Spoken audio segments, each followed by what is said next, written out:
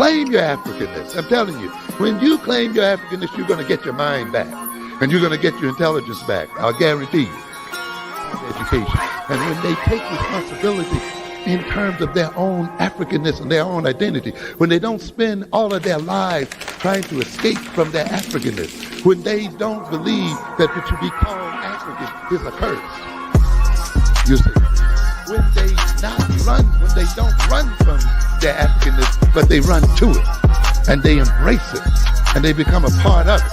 Let's see what happens to their learning when they decide and say out loud that I'm black and I'm proud, and that I'm African and I'm proud. And of individuals, society exists outside African. That is logically impossible. And it's a stupidity that's perpetrated on the population, upon our people, and often leads to serious misunderstanding, both of ourselves and of our situation.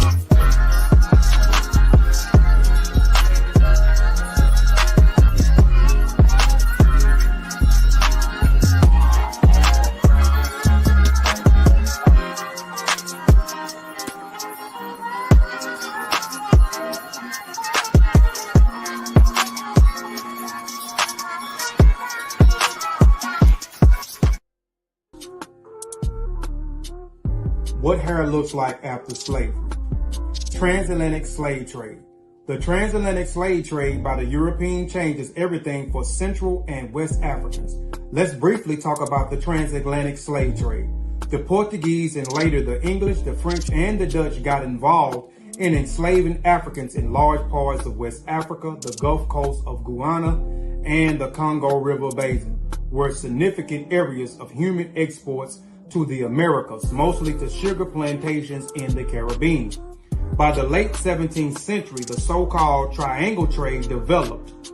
European ships loaded with guns, textiles, tobacco, and manufacturing goods sailed to Africa's slave ports and traded those goods for captives. European slave traders then took those Africans to the New World, where they were sold. With that money, the European purchased staples such as sugar, tobacco, rum, and coffee, then sold for enormous profits back in Europe. The profits was often reinvested in other goods to be traded for captives back in Africa, and so on. If you want more in-depth information on the transatlantic slave trade, I recommend you read Hugh Thomas' book titled The Slave Trade: The Story of the Atlantic Slave Trade 1440 through 1870. This is a thick book, roughly 912 pages, and worth sacrificing some of your time to read. The book is almost the same price as a supersized combo from a fast food restaurant, destroying the image of African hair. Europeans who had traded and communicated with Africans knew the complexity and the significance of black hair. They were often struck by the various hairstyles that they saw within each community. In an effort to dehumanize and break the African spirit, Europeans shaved the heads of enslaved Africans upon arrival to the Americas. This was not merely a random act, but a symbolic removal of African culture. The shaving of the hair represents the removal of any trace of African identity and further acts to dehumanize.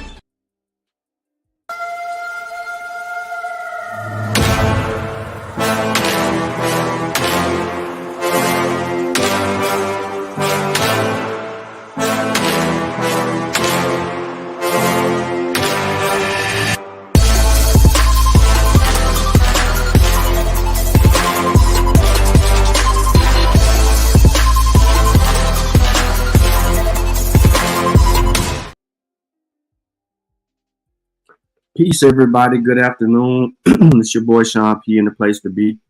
Thank you for tapping into the Monster Warrior Clan YouTube channel. For those of you who are live and those of you who will catch the stream on the replay, please make sure that you're liking the show, sharing the show, telling a friend. This is vital information that we have to make sure that we are getting out to those individuals, our children, those that are up and coming. That we get this information in front of them so that they can properly understand it and digest either side of the argument to come to an honest conclusion according to evidence, right? So let's see what people are demonstrating and not what they're talking about. There's a difference between demonstrating and talking. Peace to Zane, EIE, Infinite Minds. I see y'all in the chat early. Peace to you. Peace to everybody that's joined and then jumped off, or joined and hadn't said anything to anyone, anywhere, anytime. Sound like a Janet Jackson song. But what we're going to do is we are going to listen to uninterrupted some of the things that actually are taught by A1 and how he is a bold-faced liar. Now, where he gets these things, you know, could be from other people, and we know that they come from maybe one or two other people above him, but they're bold-faced lies. So I want to make sure that we hear this clearly, without interruption, without me cutting over or anything like that. I wanted to hear from the other side, and then I want to go into my discussion and my bill for the day. This is how I'm gonna do this.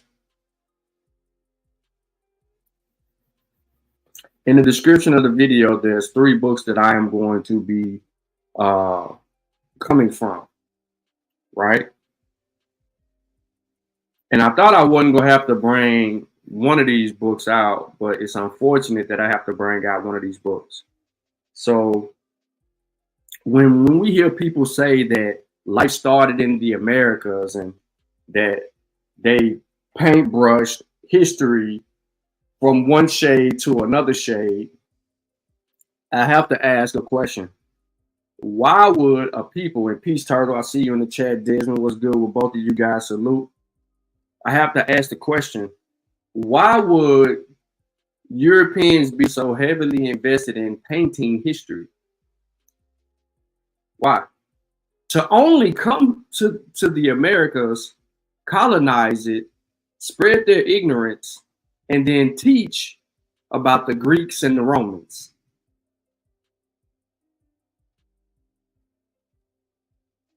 Why? Why would they do that? If you look at the educational system in America, and when it's time to talk about history, they talk about the Greeks and the Romans. If they were black, why would they talk? Listen, a Autochthonous one. I don't want to mess your name up. I don't want you to be upset. I really don't care if you do get upset, but I'm just trying to be respectful right now. Why would the Europeans come to America, colonize America, and then turn around and talk about the black people that y'all say was black, the white people that y'all say was black? Y'all said that the Greeks and the Romans and all them people in Europe were black. So why would they come to the Americas and teach about the blacks?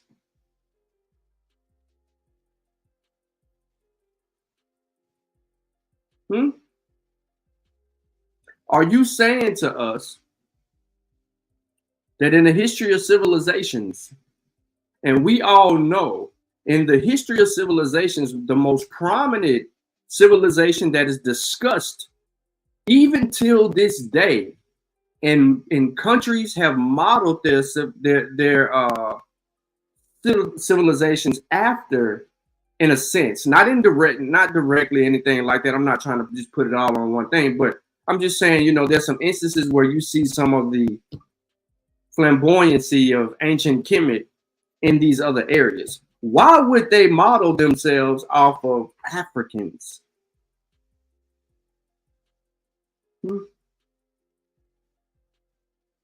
If they white too? So why, listen, if the white people was Africans, why wouldn't they just come to America and teach about Africa? Why gotta go to Europe? Why would they do that? Why skip over Africa? Because Egypt is the most talked about even till this day. They're still doing archaeological digs left and right in ancient Kemet. They're doing more digs in ancient Kemet than they are in any other place in the world. And if they Africans, why the hell they just ain't teaching that?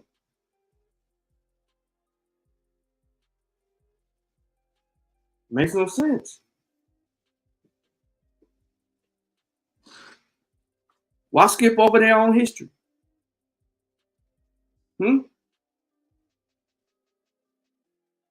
So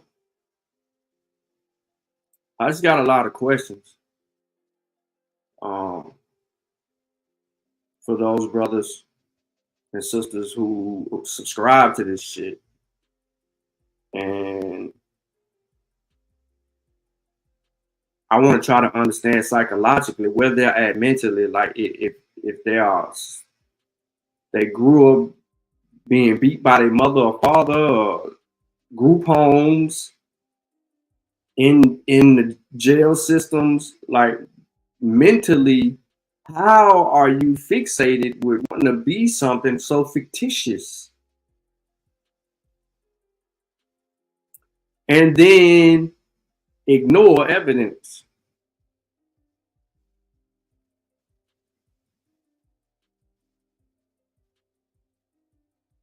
So, what up, Keenan? I'm gonna go ahead, man, and I'm gonna get this thing rolling, and I'm gonna do my best to shut up. I need to let this play for a little bit, and I'm gonna get into my spiel. Please make sure that you're liking the stream, sharing the stream.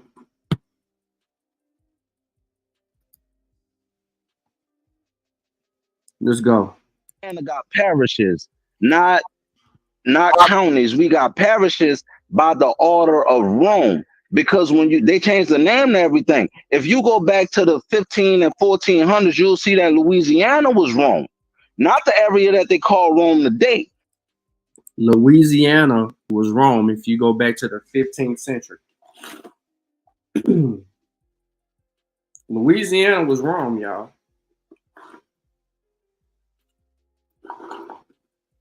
They changed everything. You know what I'm saying? They took all our prominent blacks from back in the day, and they changed them to like they changed their likeness and all of that. They didn't just do it to Jesus, nigga. Like most people be like, oh, they changed Jesus from a black to a white man. Nah, nigga, it wasn't just that, brother. They did that to a lot of brothers. They turned Samson to Hercules. You know what I'm saying? You get Beowulf.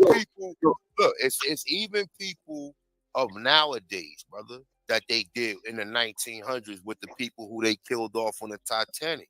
And these people took their names. They took their names. I just found out that most of the prominent people on the Titanic was actually blacks. Yeah. Nigga, I didn't know this. They killed all black millionaires with that shit. Where did the Titanic lead from, Ali Bamu? Yeah, go ahead. Yeah. So, brother, real quick. I want to A1 to go in because I only learned this shit when they did the submarine shit. You know what I'm saying? That's how I found out. I only known about brothers being on the Titanic about 2 weeks now. It left from New York. So it would have had J.P. Morgan Chase on there and some of these other individuals, and they took Jacob Astor and all this other shit, bro. And they lie about all this shit. But look, and every time you brother say New York, I'm gonna keep saying Oyster Island, because New York real name is Oyster Island or Old Amsterdam. That's why if you ever buy a bottle of New Amsterdam. Well, you say New York, New York is Mahata. Mahata. Okay. Mahata. Yeah. That's the real name of it. Yeah. And each of the 5 islands has different names. Mahata is New York City. When you go out on Long Island, that's Montauk. When you go out to Staten Island area, that's Shinnecock.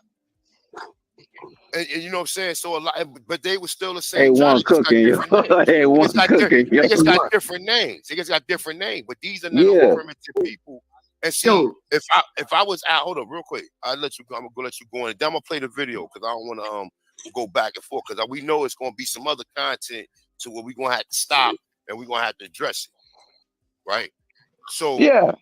even when you get into New York, they lying about everything. All that shit they lying about. Nobody Because sold how no could the island. oldest civilization be primitive, man? Yes. Go ahead, my brother. What you want to add to the bill, Yeah, bro? you know, real quick, because I just ran across something, you know, just trying to do my due diligence, right? Like you say, do your due diligence. And did you know that they got ship manifests of these Europeans, yo, coming from England to the Americas, about millions of them, and they all labeled as pilgrims. Did you know that? And that's coming. They not coming over here freely. They coming over here as Slavs, as servants. Nah, they called them pilgrims, yo. They didn't call them slaves. Nah, But yo, they check don't it though. have to Check it call them though. slaves. They don't have to call them slaves. They Okay. Check it automatically though. are slaves. They came over here with hat in hand, right? And they put on that front like they just needed some help to get their situation under control. So us being civilized people, we greet them like, yo, how you doing? You know what I'm saying? No different than our nature. We not racist as people. If somebody hurting, we gonna help out. You know what I'm saying? So when we did that, we helped those brothers get free from the situation that they was in, and they turned around and bit us in the ass. You see what I'm saying? They didn't honor what they were supposed to honor, because if we own everything, they can't honor nothing, brother. Listen, they ain't had no. How somebody gonna come in your house and tell you what you gonna be doing? That shit happened later on. That shit happened after they was freed after 1865. yeah. So a lot of the shit that they teaching us, a lot of stuff that they telling you, it didn't happen until later on, and they going back in history from 1600s though. Bro, I can go back till the early 2000s. I can show you in the 1680 that they brought Slavs over here to Virginia. You understand what I'm saying? These people were slaves. These people, yeah, and the first amount, you still got the sign in Virginia today. The first amount was 26 or 27 or some shit like that. It wasn't even that many Africans, and it was white boys.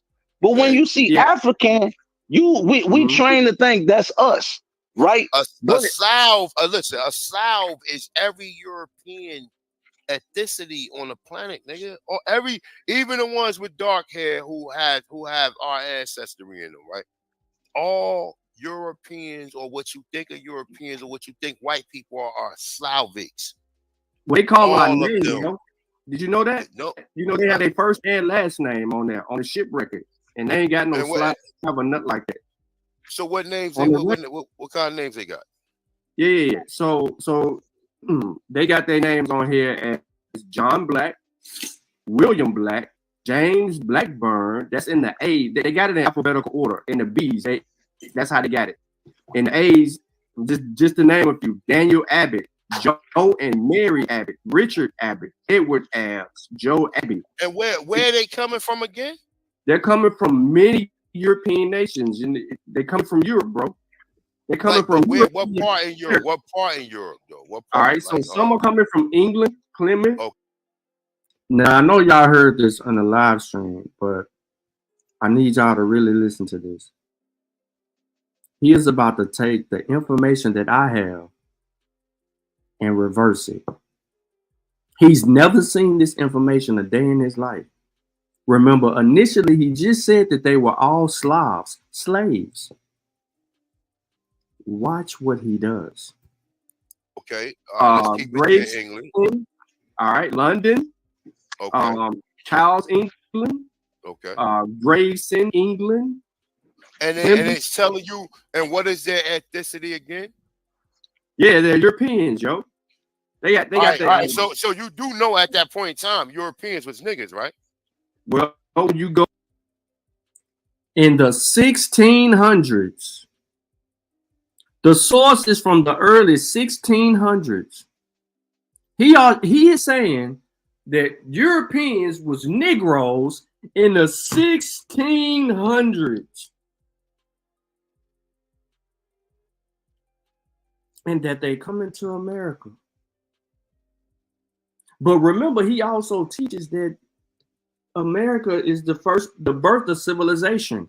The dude who continues to talk is going to say, A1 taught me that. A1 taught me that. A1 taught me that.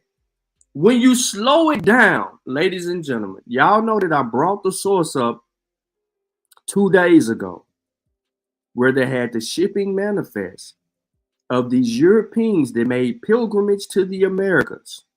White people, Europeans. He just took my information that he's never seen before a day in his life and called them black. Go to ancestry.com, they're white people. White. And what is their ethnicity again? Yeah, they're Europeans, yo.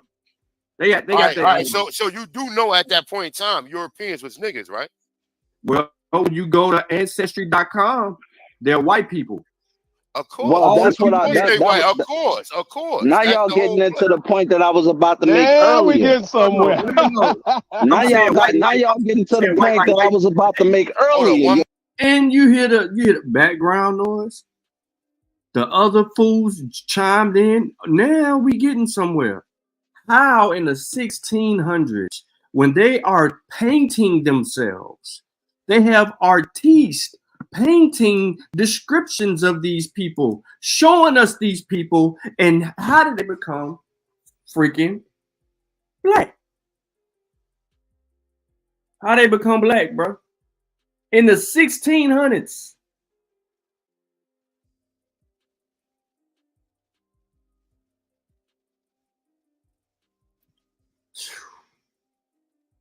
He never seen the source. How could he conclude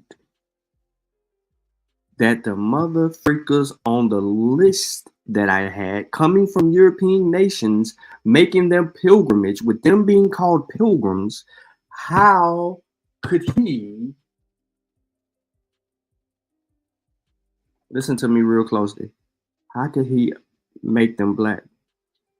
What did they call Christopher Columbus? When we get to Thanksgiving, who are the pilgrims? Let me show y'all something.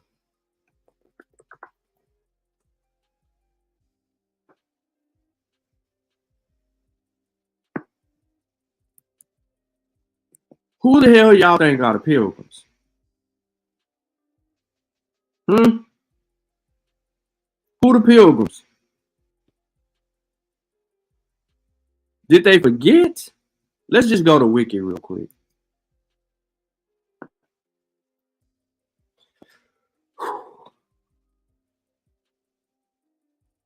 A pilgrim is a traveler, literally one who has come from afar, who is on a journey to a holy place. Typically, this is a physical journey, often on foot, to some place of significance, special significance to adherent of the particular religious belief system. In the spiritual literature of Christianity, the concept of pilgrim and pilgrimage may refer to the experience of life in the world, considered as a period of exile, or to the inner path of spiritual aspirant from a state of wretchedness to a state of beatitude. Now, it says considered as a period of exile, or to the inner path of spiritual aspirant. I gotta whisper that. Pilgrims in the making of pilgrimages are common in many religions.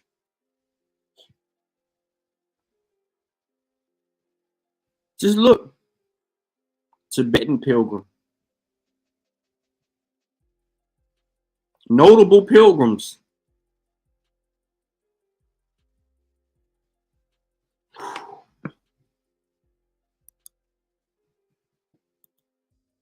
Y'all couldn't see it. My bad. There's the images. This is what I read right here, the wiki article. There's the Tibetan pilgrim, other pilgrims, infamous pilgrims. They say even got Mansa Musa down here is making a pilgrimage. So how, well, when it says Hajj, that's the same as making a pilgrimage. So how are these folk? Let's be a little bit more specific now. The Pilgrims are also known as the Pilgrim Fathers, were to the English settlers who traveled to America on the Mayflower and established a Plymouth colony in Plymouth, Massachusetts.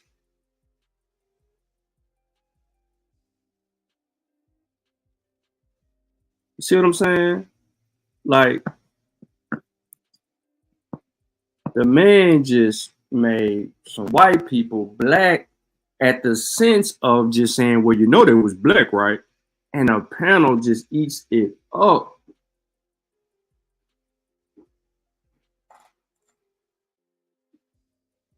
When Turkey Day come around, the first thing that they say is the Pilgrims. The whole shit about Pilgrims. And the Pilgrims be these white people. He finna say that they just be lying, they just be making up shit, and it ain't white people, it's black people.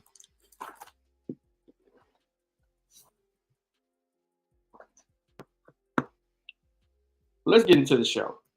Look, I don't handle your business, brother. Look, hey, look, the way we gonna do this over here, y'all, whoever want to address that, go ahead and address that. But we got to get back to the video because it's a lot of content that we're gonna have to break down. And you young brothers need to just calm a bit, chill yourself. Not just that A1 is trying to show this video. We understand it's exciting when you come into your awareness. In this community, there's a lot of veterans over here. So when you keep asking us, do we know, the reason we don't respond to you is that's old news, okay? What we're saying to you is, regardless of your coming into this knowledge currently, you are still amongst a minority numerically. I would argue it's less than 5%. Even if I would be conservative, be fair, that's 10%. That means 9 out of 10 people will be very dangerous to you if you're not careful on how you handle. So you telling me that certain people are dangerous, but you motherfuckers are not dangerous? Like, you trying to uproot me from Africa, put me in the Americas, and then have me hijack another person's history, culture, experience. You want me to hijack someone else's experience to validate myself as something that I am not, and you don't call that dangerous?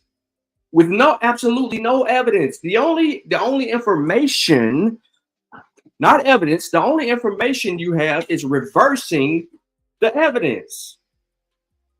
We just got a clear-cut example of reversing evidence on the panel when I offered up people, Europeans from European nations making pilgrimage to the Americas in the 1600s, and the brother said, well, you know, they was black at that time. In the 1600s? We got hella white people in Europe at this time, bro. Been for at least 17,000 years or a little bit more than that. What are we talking about?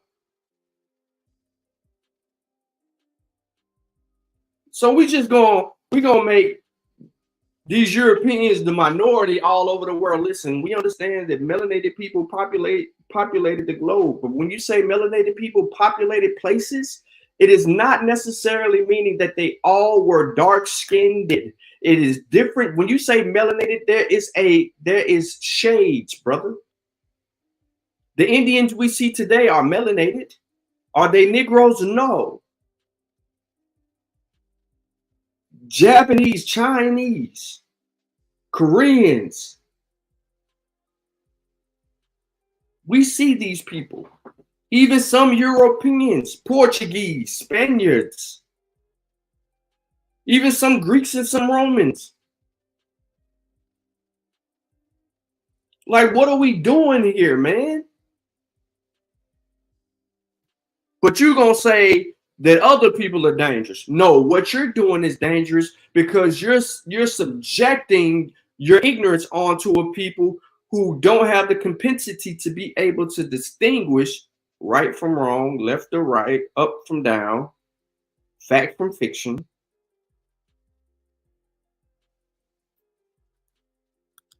Your communication, and you share this information even amongst your own immediate family members.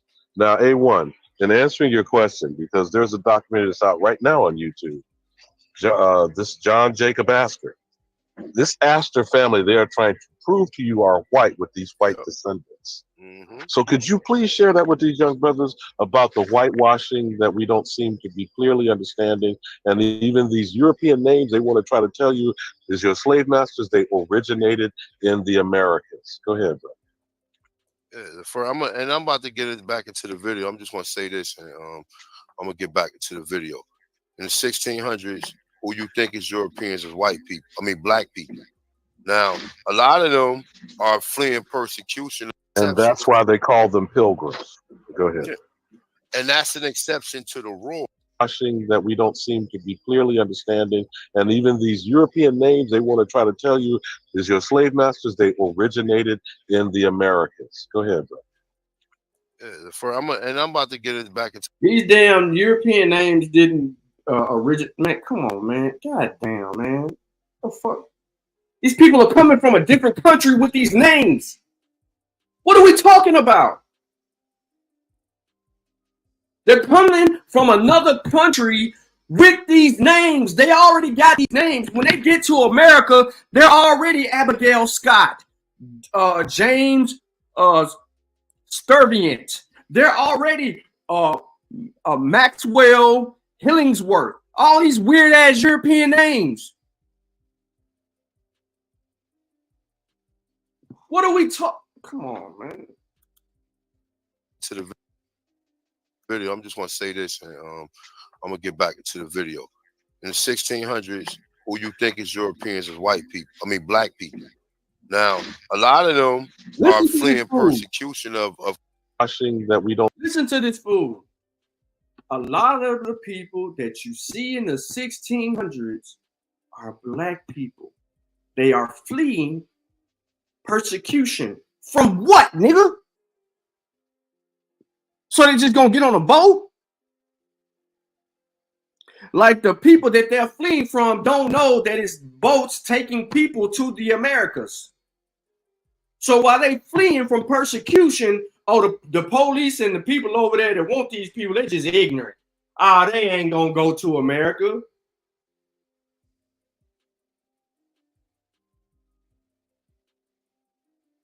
That's the dumbest. Bro, listen, bro. Listen. Throughout history, there's examples of them knowing what people are going to do before they're going to do it because they have these think tanks, right?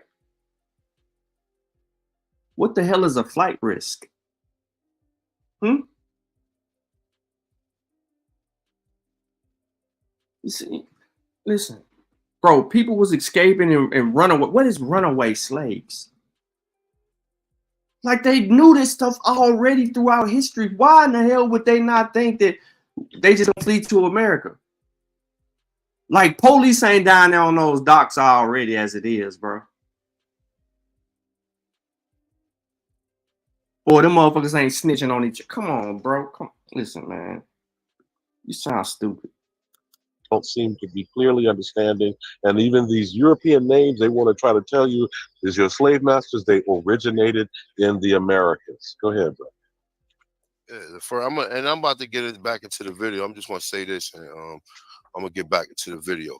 In the 1600s, who you think is Europeans is white people. I mean, black people.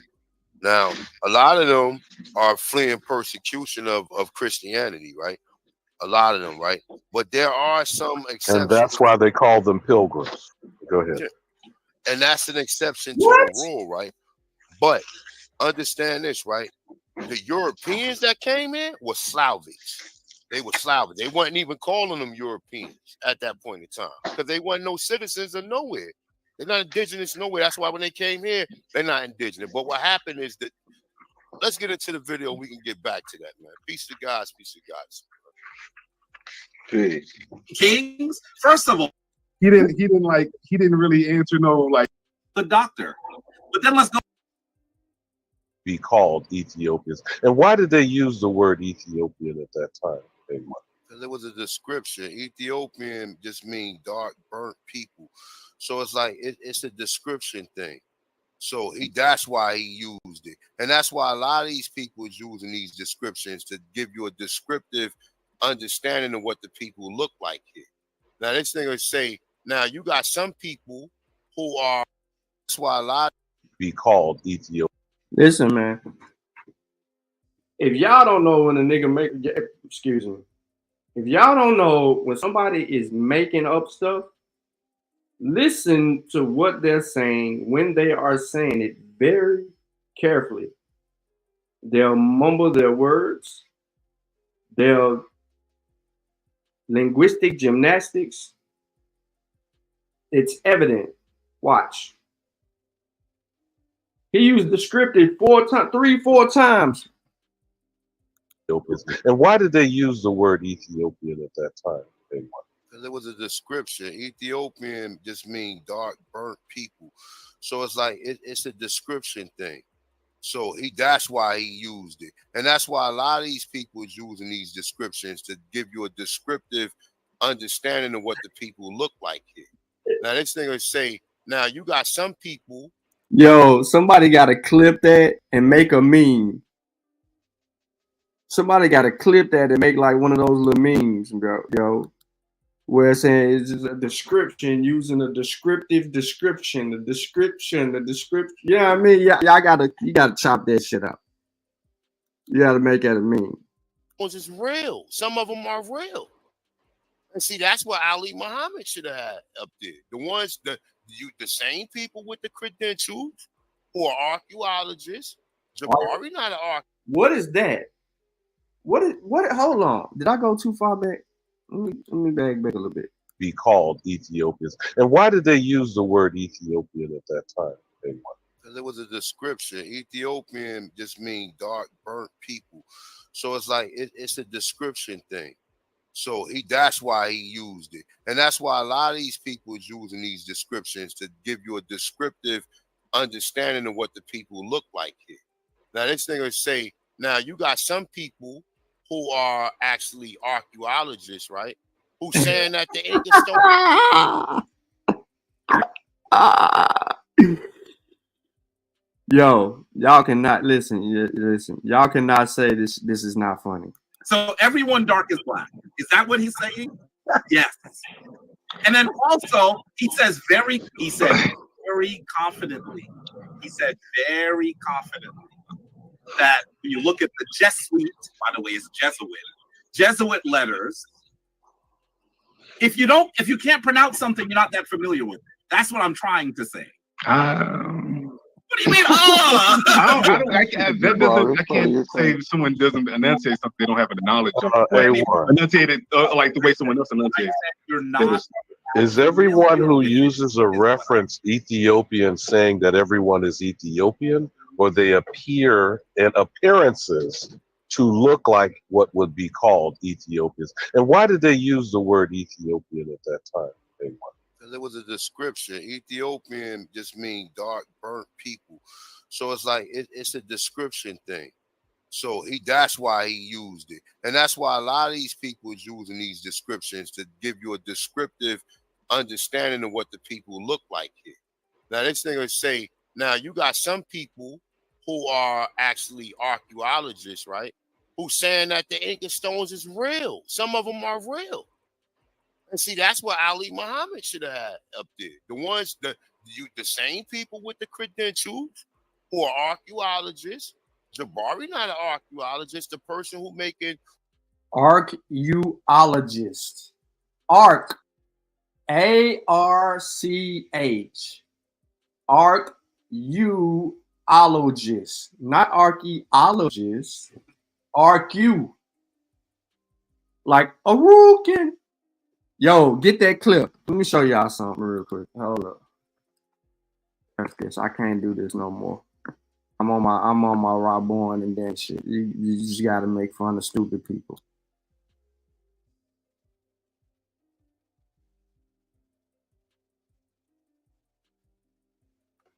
Watch this. Hold on.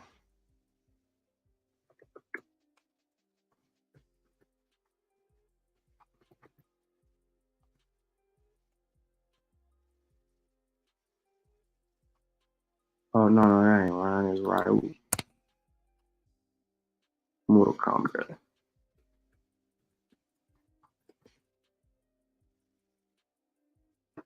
Hold on, y'all. Which one say Arukin? Is it Ryu or Ken?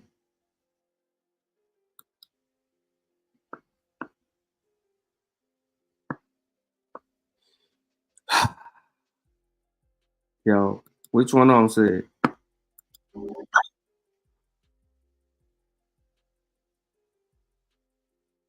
Choose your destiny. You will never win.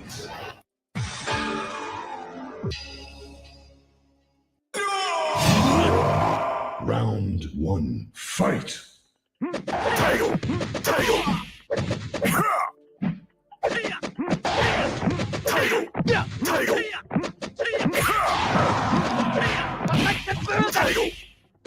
You said what? Well done. Jason wins. Round 2, fight.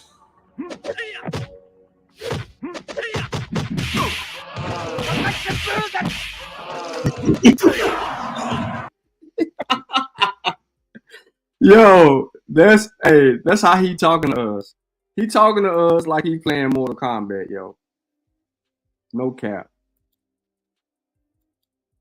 That's why a lot of these people is using these descriptions to give you a descriptive understanding of what the people look like here. Now, this thing would say, now you got some people who are actually archaeologists, right? Who saying that the Inca stones is real. Some of them are real. And see, that's what Ali Muhammad should have had up there. The ones, the same people with the credentials who are archaeologists. Jabari not an archaeologist. The person who's refuting the information is an archaeologist. So now you have to find an actual archaeologist to say that to this. And that means we have to have competing white scholars, right? Because of course the white man's ice is colder. And if you don't have someone considered to be a supposed European certified scholar from these same institutions that are confiscating and suppressing the information, doesn't the British Museum, the Louvre, the Vatican have tremendous vaults of shit that's still not being revealed to the public?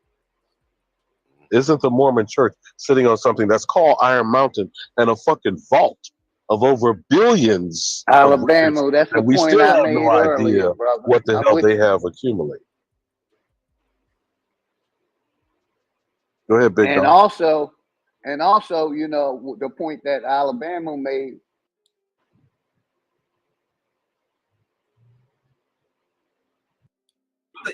Not unlike.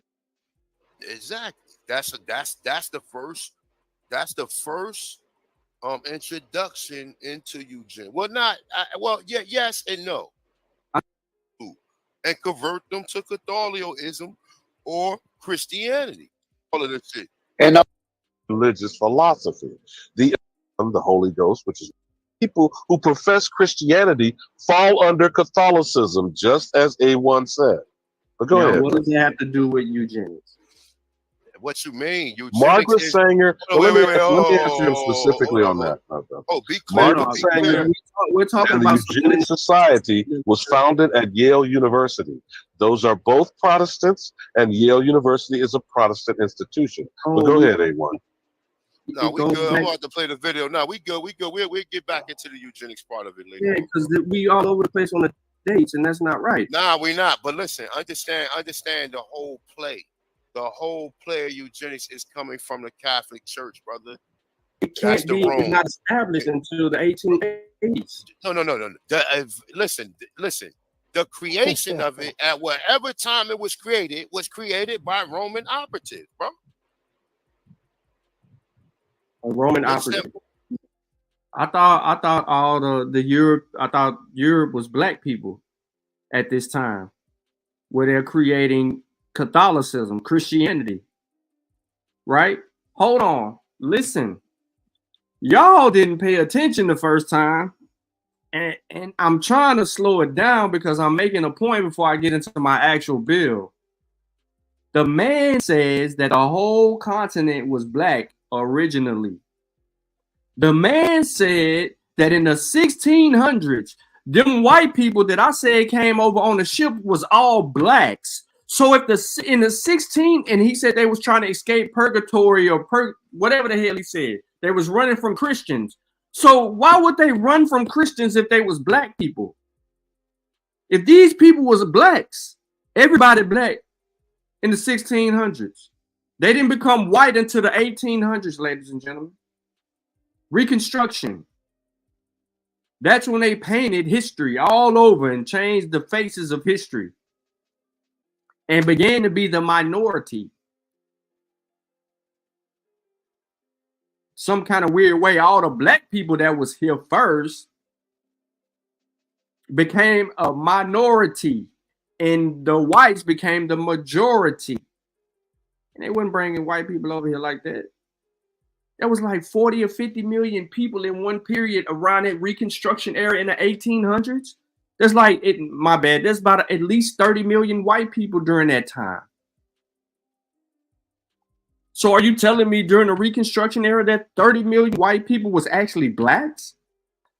And then the 3 million whites some kind of way pulled a quick one on 30 million black people? You finna tell me that 30 million black people let 3 million white people punk them out of their land, their identity, their culture, their history, their artistic expression, their language, right? Their artifacts,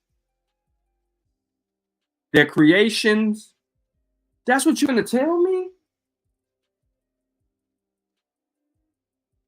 That 3 million white people punked 30 million black people, and this is the result of it.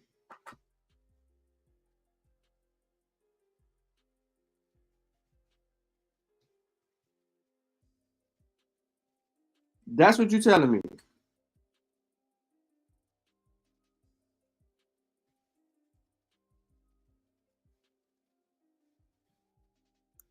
Yeah, the eugenics. Yes. Not knowing what the hell that they were creating.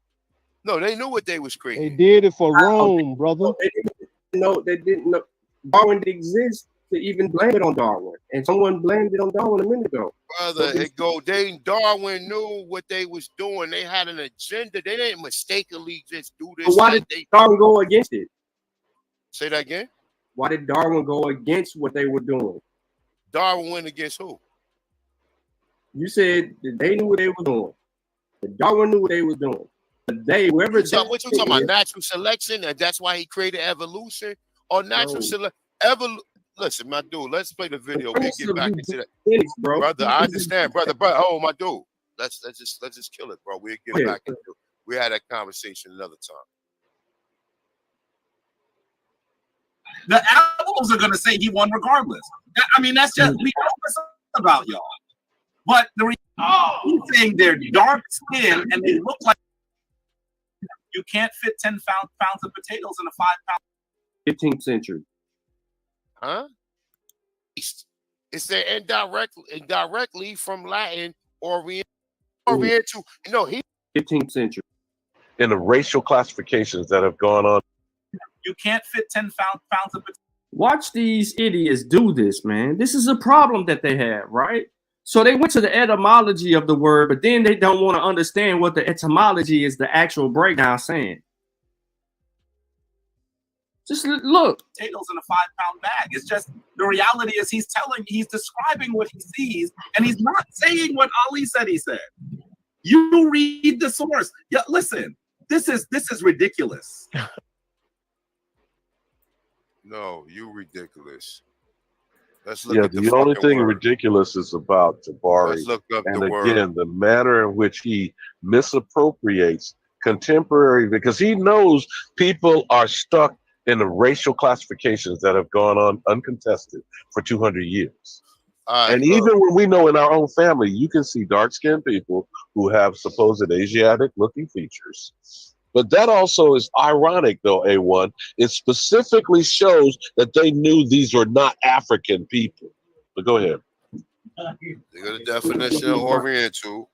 They got a definition of Oriental. Somebody mute that mic, please. They go to definition of Oriental. Now, a native or inhabitant of the East. Where the East at?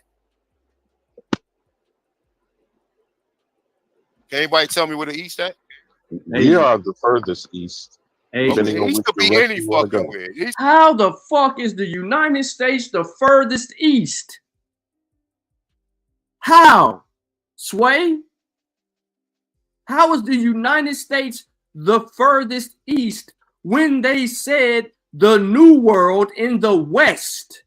When people began to do the land, since he brought up the doctrine of discovery earlier on in the build, and I skipped past that, but when he brought up the doctrine of discovery, or when he's getting ready to, it is simply saying they went west to the New World. The New World was west. From us right now, where we sit, California is considered the West, not the East. What are we talking about, yo? How can you mess this up so bad that you don't understand that Antarctica is south, Greenland is north? The farthest in the east is going to be Asia.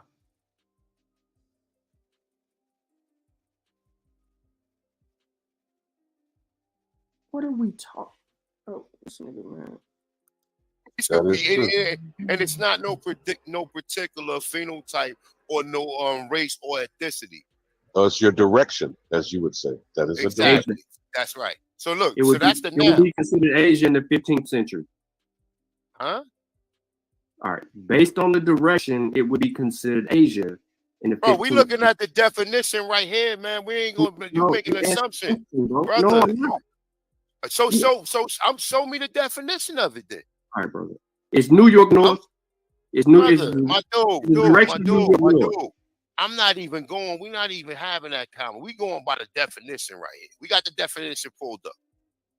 Right. Because he's saying Oriental. No, he's saying Oriental as an Asian people, and we're not saying we don't agree with that. So that's why we go to the definition and let's. Well, how you don't agree with it if you're looking at the definition and it is telling you of the Orient from the East, from Old French Oriental, Eastern from the East, and directly from Latin Orientalis, or belonging to the East, from Orientium. See Orient, the noun, originally in reference to the sky, geographical sense, often with a capital O, is attested from the late 15th century. So, ladies and gentlemen, they just told us, according to him, no, brother, we just gonna go by the definition. The definition is telling us that it is originally in reference to the sky, geographical sense. So if it's in reference to the sky, comma, and geographical sense, and often with a capital. So in geographical sense, what the hell we got a compass for? I mean, like, what are we thinking about here? This is what I mean by A1 lies, right? He's making things up as he goes. But we are getting to the point where he's getting ready to commit the biggest one of them all and say that the Negro's been here. Let's see what the etymology words say. It says the people of the East, bro. So in the East, now we Asian. It says, wait, hold up, brother. It's not just Asian people in the East. Are there only Asian people in the East? No, the Orientals in the East, bro. Okay, all right. So the Oriental could be any phenotype, right? Yep. All right, that's all we saying. That's all we just trying to be clear. You understand what I'm saying? In Southeast Asia and down in that area. But you understand what we saying? It says, look, so this is the adjective. All right, this is something that's added on, right? It's saying late 14th century of the Orient from the East. It said Eastern from East. It said indirectly from Latin Orientalis, or belonging to the East. Okay, it's not saying nothing about no people or what the people look like. And you know that also could be stretched to orientation too. Would you pull up Occidental in that same etymology? It says native or inhabitant of the East. So that's referring to a people. but it also, you can use the it's not word referring as to an a people. orientation. You know what that word means. You know what Bro, they not. orientation means, So right? show me. So read this definition I got up here, and you put in perspective that is from. No, I got this. I got I got it right here. Okay. We can read this. Native or inhabitant of the East. If you look up the word native, or if you look up the word inhabitant, it is referring to a people or a person. All right, so native or inhabitant of the East, right? So where is the East at? I just told you, Asia. Is it saying Asia up here? No, it is not. I thought it was Africa. And when you No, is it? Come on, brother. Come on, It doesn't man. have We're not to. playing. All right, Look fam, we're what- gonna move look- on. look at Fam, the years that they're using it, right? you're doing too much, man. We're gonna move on. No, I'm not. I want us to be right. Could you Nah, pull we up not. I mean, that's not Occidental gonna- A1 I got while Occidental you're there? for you. I got Occidental Pull for up you. Occidental. Go ahead. It's an adjective. Of the 1400s, to, of, or in the west of the sky or the earth. From Old French, Occidental, and directly from Latin, occi. I didn't catch this, but there's a comment in the chat during this particular period. Let me see if it'll. Dentalis, west. There's a comment in the chat. Look at this. Can I find it? It's made by Tripe the Ghost.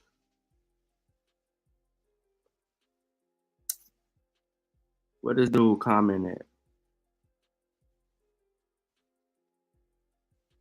Tripe the Ghost said, I can read it over here, but I don't see it over here. But he said the maps was flipped back then.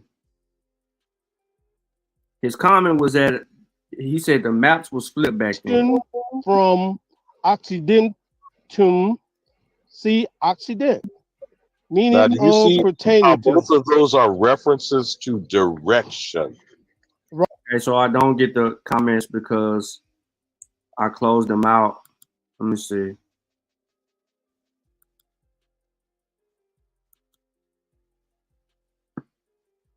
Let me see if it's gonna catch up for me real quick. Right, that's what I was getting. All right, so there you go. Here go one of his comments.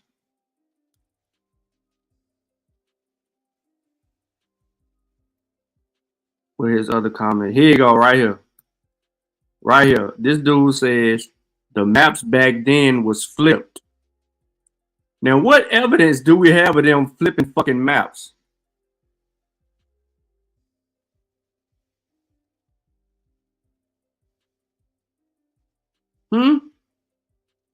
The only people that were talking about map flipping or the directions was some people who insinuated it on Egypt. And look at this. Look at Skittles. Look at Skittles. She just blew my cover. She came in the chat, knew my voice and everything. She came in their chat, knew my voice and everything, and added my ass.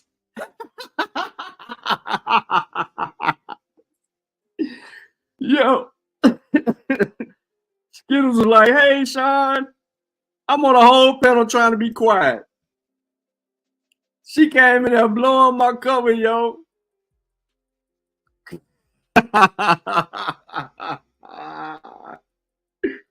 Yo. She was blowing me, bro. I was like, damn. Skittles got me.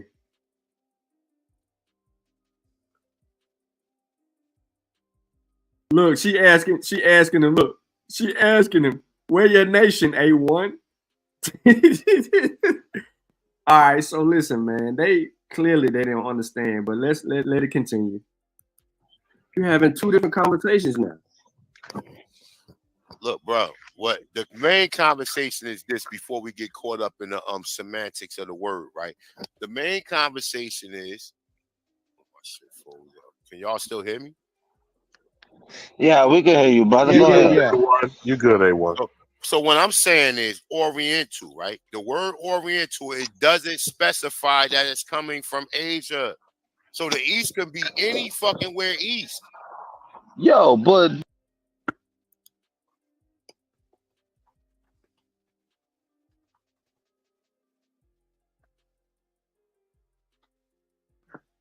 in British English, the term Oriental is sometimes still used to refer to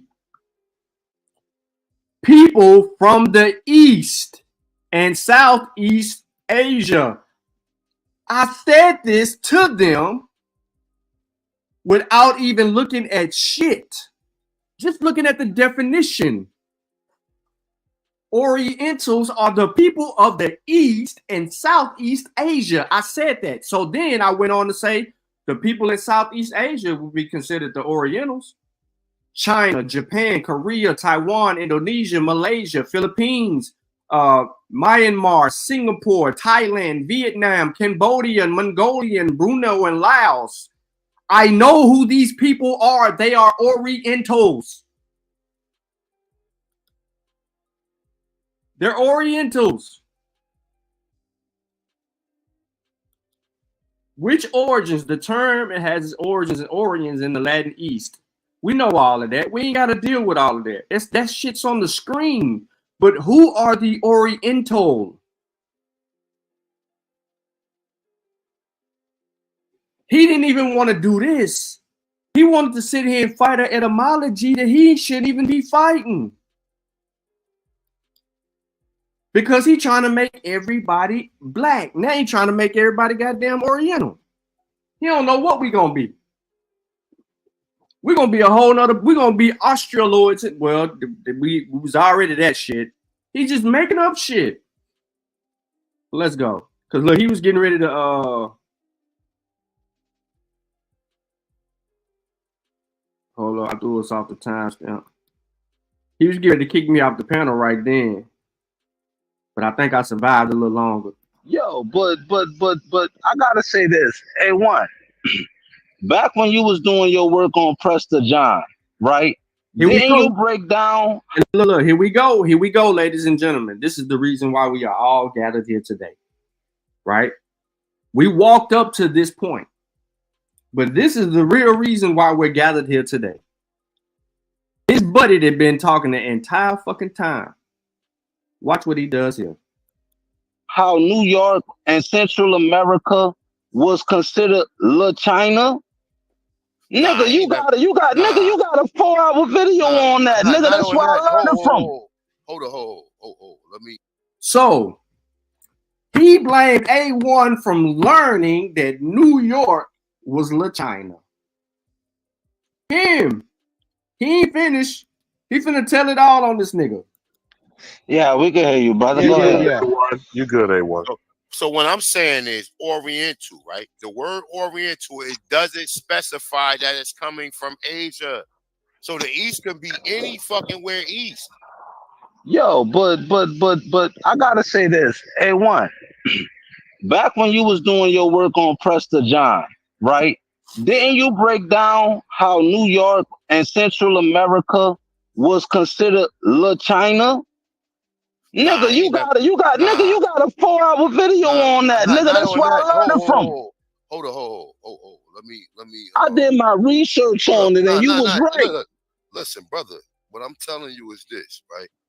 I never used no word Chinese, so that might be a myth. But I did do something similar on Prester John. But what I'm saying is this. This is all I'm saying to you.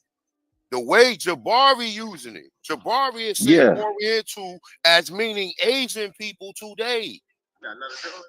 Nah. What I'm saying is this what I'm saying, because you got so much information you probably don't remember. I'm telling you, nigga, I learned this shit from your video, bro. Look, and I backed it up. Like it was facts. But that's you didn't say Chinese. All you did was you broke down how at one point in time what they call New York, not based on, because you just broke down what New York is. But you showed how Central America was considered La China. You spent like 5 minutes on it and then you just moved on. Like you didn't stay on, like you didn't do no couple episodes on it or nothing like that. but nigga, that's where I learned it from. And I did my research. It's and all good though, bro. But look, yeah, we don't want to go on because that's not the conversation we having, right? And I ain't trying to. I'm just saying respectfully, right? Respectfully. Yeah. Word. The whole reason I brought Oriental up was to Jabari's point that he's saying, because he's saying they look much like the Oriental, the people from the East. Wouldn't, like, and Ali Bamu said it the best, wouldn't the Ethiopians be from the East? Exactly. It depends on what orientation is your. See, this the disingenuous bullshit that we talking about. These white people just came to the West. They're giving a description of who these people look more familiar with. To the Europeans that ran into the people that was here. They are specifically talking about the Orientals, the Chinese, the Cambodians, the Malaysians, the Koreans, the Japanese, all of them that I named earlier. They're talking about them. There's no way that they are referring to Africa, because they would have said the Africans. They would have said the Africans. So why would they try to confuse the words of these colonizers? Why would they try to confuse the words of the colonizers referring back to Africa as some people in Africa, some Ethiopians? That ain't what the fuck that ain't who they're referring to. We know these Europeans are not referring to Africans because they know who the Africans are. They tell you they do not look like Africans. Jabari just brought the shit up.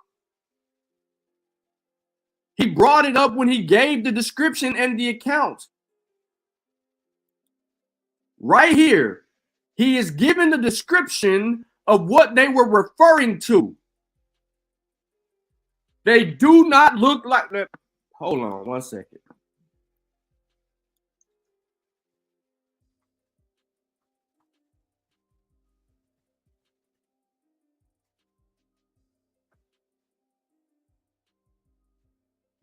Hold on. Let me go to Columbus letters.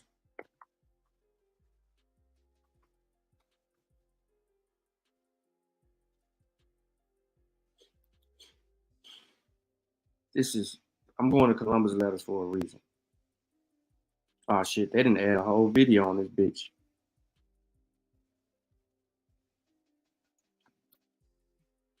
Let me show y'all something. March 15, 1493, nope. I need to get to October. This ain't the one I want.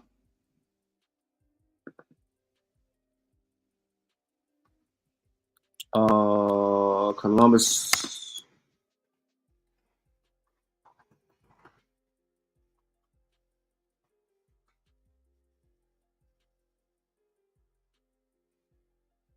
Nah, I need this. I need the other one. 14, was it 14? Second voyage. Columbus second voyage.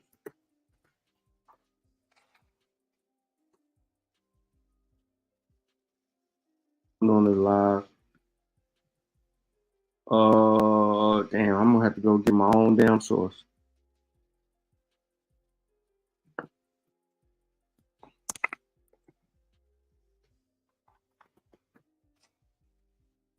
I ain't tired. I'm so mad. What up, Lucky?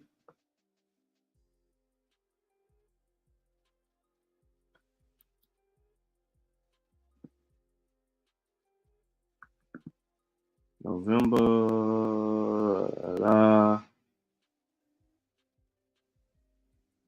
Small fort. Columbus settled on the Ya. Columbus.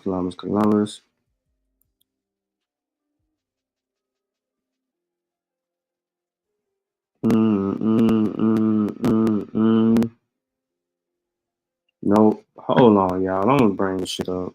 Give me a second. But anyway, let's listen to Jabari. Fuck that shit. He said it right here. Punk ask him to read the shit. Say, what are y'all doing? Stop it. We argue all the time. He is not in my court. That's on specifics of African history. When it comes to us, y'all gonna tag team. Stop, brother, stop. The reality is that he showed sources that when you look at the source, it falls apart. Here goes. Let me just show you Giovanni Verrazzano. All right, let's see. Right? This is Giovanni Verrazzano. And here it says here, they are dark in color, not unlike the Ethiopians, with thick black hair, not very long, blah, blah, blah, blah, blah, blah. But say it again. Say it again, Jabbar. God damn. He showed sources that when you look at the source, it falls apart. Here goes. Let me just show you Giovanni Verrazzano. All right, let's see. Right? This is Giovanni Verrazzano. And here it says here, they are dark in color, not unlike the Ethiopians, with thick black hair, not very long, blah, blah, blah, blah, blah, blah. But then he goes down. He showed sources that when you look at the source, it falls apart. Here goes. Let me just show you Giovanni Verrazzano. All right, let's see. Right? This is Giovanni Verrazzano. And here it says here, they are dark in color, not unlike the Ethiopians, with thick black hair, not very long, blah, blah, blah, blah, blah, blah. But then he goes down. He says it. Now listen. Here, and he says, in the last two respects, they resemble the Orientals, particularly those from the farthest Cenarian regions. By the way, the Cenarian regions, Sin, he's talking about China, by the way. Oh! So let's go look at Cenarian regions.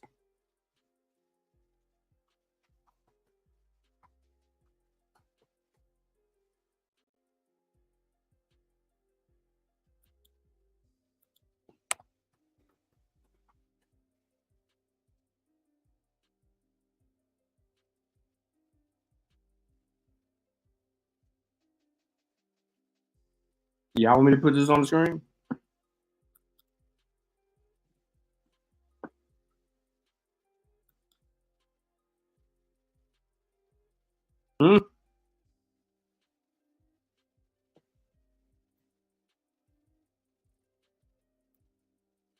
Where they practice Buddhism? What they look like to y'all? Where they practice Buddhism?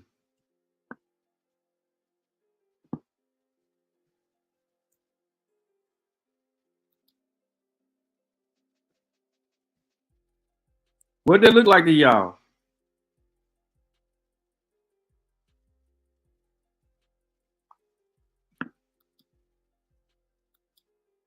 Just quick little easy stuff.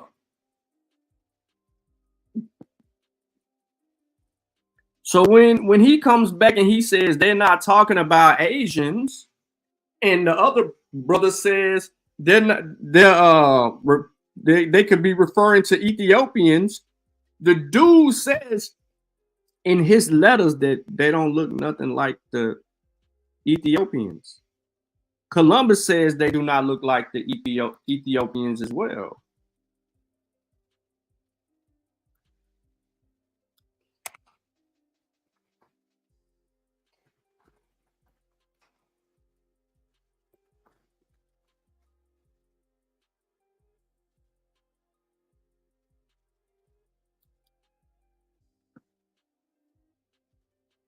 Right, and that the natives are fearful and timid, guiltless and honest. Comes because the land could easily be conquered by Spain. We all know that. He says all of this shit. He goes and he says what he says, bro. This letter right here, the other letter, he gives a description. Columbus, in his own words, on a Thursday of October, when they land, he said they look more like Caribs. They don't look like the Ethiopians either. So everybody, multiple accounts, right? Damn, why this one won't let me go to the next one? Multiple accounts say that these people that they see don't look like Ethiopians. So how could they come to the determination that the shit means East? Jabari's point that he's saying, because he's saying they look much like the Oriental, the people from the East. Wouldn't, like, and Ali Mahmoud said it the best, wouldn't the Ethiopians be from the East? Exactly. No, they wouldn't be from the East, because he is sitting here and saying, bro, listen, How can you sit here and say Ali Muhammad said it best when the damn person said it himself that they do not look like the Ethiopians? Jabari just read it. They do not look like the Ethiopians, and these niggas still said, wouldn't they not look like the Ethiopians? The writings state that they do not look like Ethiopians. So why would you double back to say that?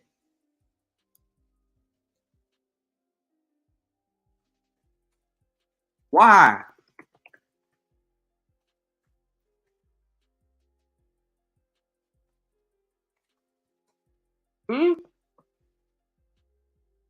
Why?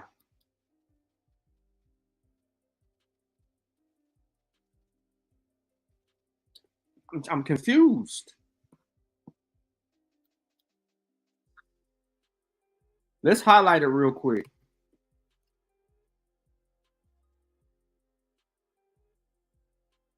Y'all see it? Right here. Let's highlight it real quick.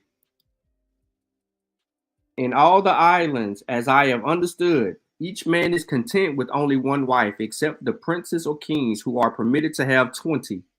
The women appear to work more than the men. I was not able to find out surely whether they have individual property, for I saw that one man had the duty of distributing to the others, especially refreshments, food, and things of that kind. I found no monasteries among them, as very many suppose, but men of great reverence and friendly. Nor are they black like the Ethiopians. This is Columbus. They have straight hair hanging down. They do not remain where the solar rays send out the heat. For the strength of the sun is very great here, because it is distant from the equatorial line, as it seems only 26 degrees on the tops of the mountains. Too, the cold is severe, but the Indians, however, moderate it, partly by being accustomed to the place, and partly by the help of a very hot victuals, of which they eat frequently and immoderately. So we got two different people saying the same shit, that they do not look like the Ethiopians, and these fools still said why they could not look like the Ethiopians. Like it was facts. You didn't say Chinese. All you did was you broke down how at one point in time what they call New York, not based on, because you just broke down what New York is, but you showed how Central America was considered little China. You spent like 5 minutes on it and then you just moved on. Like you didn't stay on, like you didn't do no couple episodes on it or nothing like that. But nigga, that's where I learned it from. And I did my research. It's and all you good though, bro. But look, yeah, we don't want to go on, because that's not the conversation we having, right? And I ain't trying to. I'm just saying.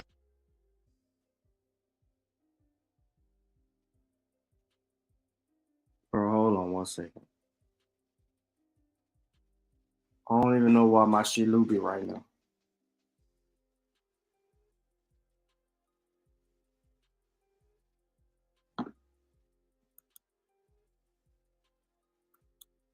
Like, yeah, my stream y'all still working, but YouTube is loopy. Is he reporting a video? You reporting a video?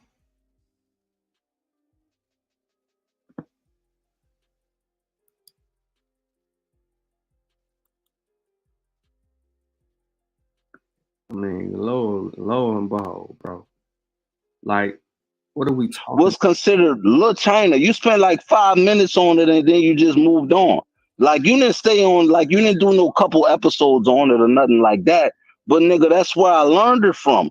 And I did my research. It's and all you good though, bro. But look, yeah, we don't want to go on, because that's not the conversation we having, right? And I ain't trying to. I'm just saying respectfully, right? Respectfully. yeah. Word. The whole reason I brought Oriental up was to Jabari's point that he's saying, because he's saying they look much like the Oriental, the people from the East. Wouldn't, like, and Ali Mahmoud said it the best. Wouldn't the Ethiopians be from the East?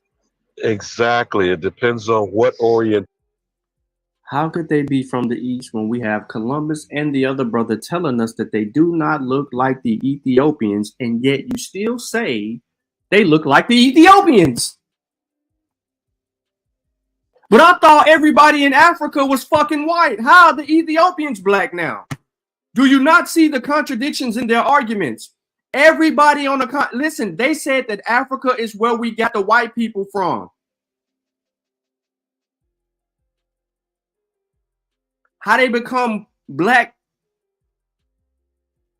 then white, then black, then I'm freaking confused.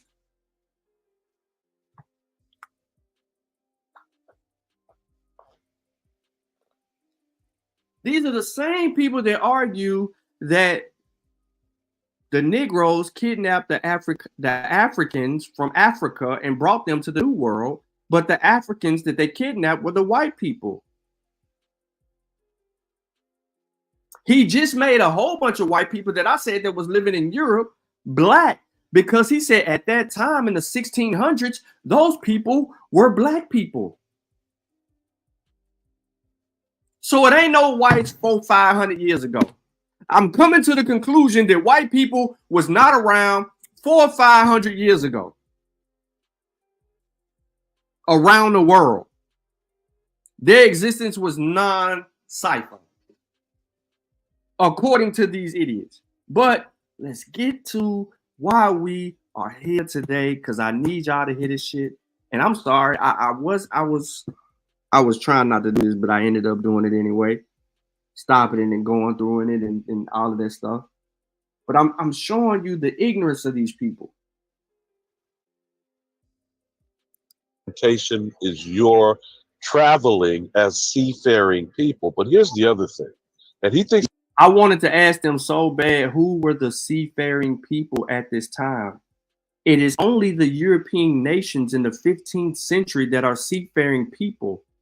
The reason that we have evidence of this, because they were the first people to build a device that can be able to handle the cross current winds so that they can sail in different directions and be able to get back to where the hell they came from.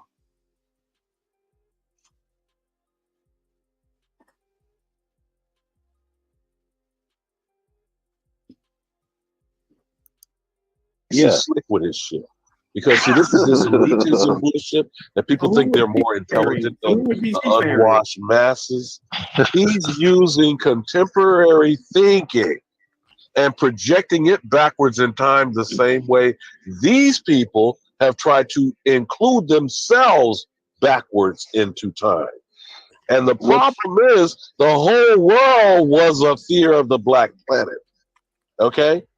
Even if you listen to what Benjamin Franklin himself said, the minority position of pale-skinned people was without a doubt in the 1750s. So what the fuck would it have about 300 years earlier? In the Which is what I was about to say, because A1 said something of importance 2 weeks ago on when he was on live. He was like, let's address the Aborigines, right? And then we can go from there, right? Because that'll tell us everything. That'll tell us who the sellouts are. Now, the reason I speak on the sellouts is because these other nations of people can't do, we can't be in the situation we are today if it ain't for black sellouts. We gotta address this, because us finding out who we really are, that's gonna bring us to everything else. You see what I'm saying? Quick, like before I get back in the video, right? Look, we know all of the black sellouts took the title of Rome, which it would be any of their agents, whether it's Judaism, whether it's Islam, whether it's Catholicism or it's Christianity, because they control all of it, and they use all of these people like to make you think that they're separate when they really are together. Yeah, and speaking of that, because A1 came on Elquan's show one day, and Elquan, my dog, you know what I'm saying, even though they got their disagreements on how things should be handled, you know, I spoke to A1 because like I told your ass then, nigga, I view you as a professor. But at the same time, I don't knock no brother. Like, religion came secondary. right? That's secondary. That's not. If a brother is on point when he's talking about our history, we gotta address that first. Religion is secondary. I could care less not about when it that. comes. No, not when it comes to your situation that you got today, brother. It's not secondary. Nah, what I'm saying is this. It's secondary from a point of view that you don't have. I don't want to stay too long on this because we got to get back. Go ahead. But what I'm saying is, it's from the perspective to where we don't adhere to religion. All right, I understand that. Yeah, that's why I'm saying it's secondary, because I put that on the back burner. But we sound religious. Nah, what I'm saying is this. Let me be clear. Let me be clear. Hold on. Go ahead. We sound religious. Right, Do you not agree with that? So no. Why are you saying we sound religious? Because of what we're saying, the way that we're saying it, and the way we're conveying it. We're not definitive with evidence. We're hearsay. Everything that we're saying, and we're also making the mistake of projecting. When we do the same thing they do, we're making the same mistakes. So that's why brother, I gotta disagree with you right there. Hold up. Go ahead. See how I hit him? I hit him with the we. So he think I was an elbow. Yo, I'm in the trenches. They don't know I'm blending in. Discourse, brother. Let's have some discourse. All right, so listen. So you saying the doctrine of discovery, where this is coming directly from Rome and coming from Catholicism, and they calling people pagans, anyone who is not a Jew or Christian, and they saying put them under perpetual servitude. So how are we sounding religious? No. Nobody sitting up here talking about they pray to no God. No. If we sounded religious, we would be sitting up in here saying scriptures and saying, "Oh, we supposed to be." No, we. You are. You are. You don't think that you are, but yes. Okay. Nah, brother. I'm not. All I'm saying is we sound like him. Great. Do you not agree with that? No, I do not. I respectfully disagree. Let's get back into the video. Peace to God.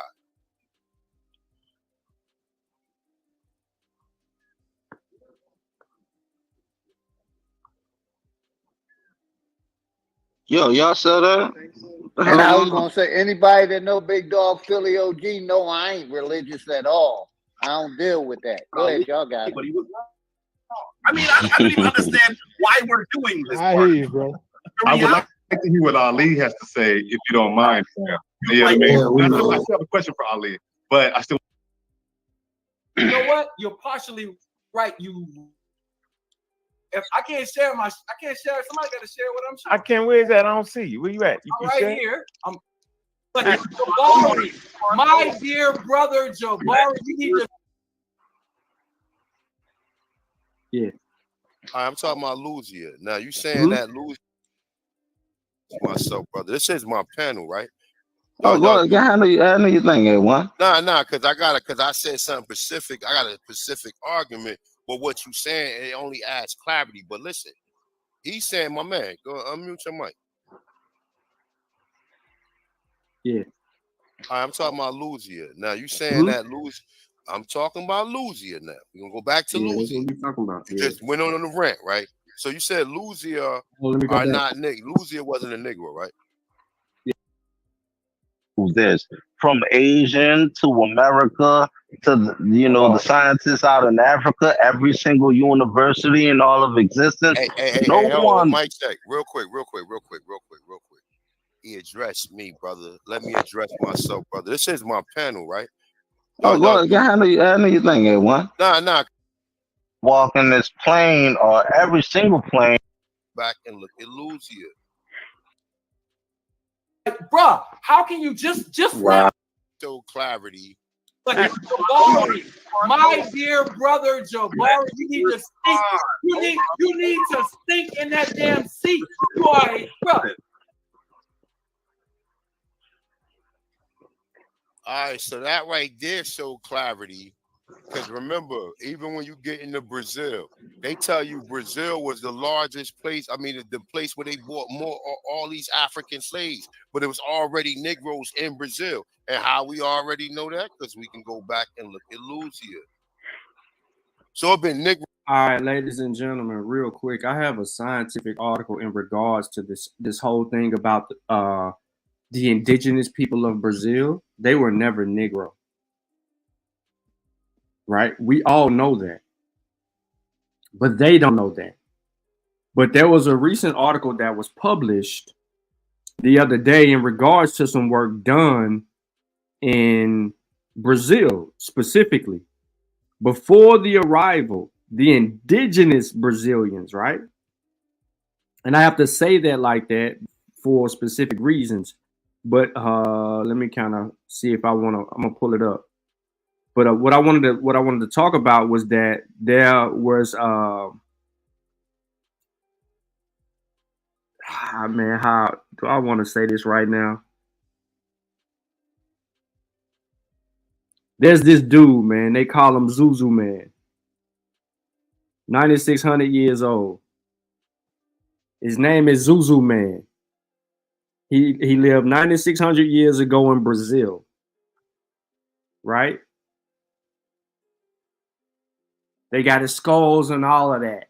Now, being specific, the article was published in February 2023, Live Science. I don't want to be pseudo like them.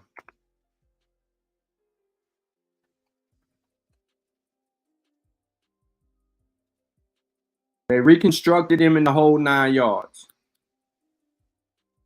And they admit in the article this, right? Because I ain't biased. They admit in the article the one thing that they cannot tell you exactly what was right about this reconstruction would be the skin type. But then guess what they use? They use other tools to verify. If you go look at another study, like the haplogroup and type and all of that, and then it runs people away. See, I'm not dishonest. I'm very honest. And when I tell you what I mean by this is this. The image was also rendered in grayscale, black and white, as there is no accurate information about skin color. Therefore, such an image would be the closest to what the real face could be. So instead of giving him a tone, a skin complexion, they just left it in grayscale.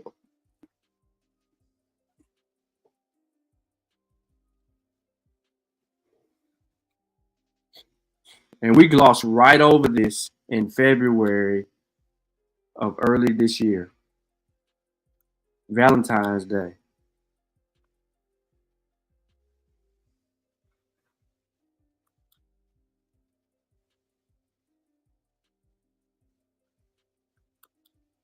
But here you go. We getting somewhere.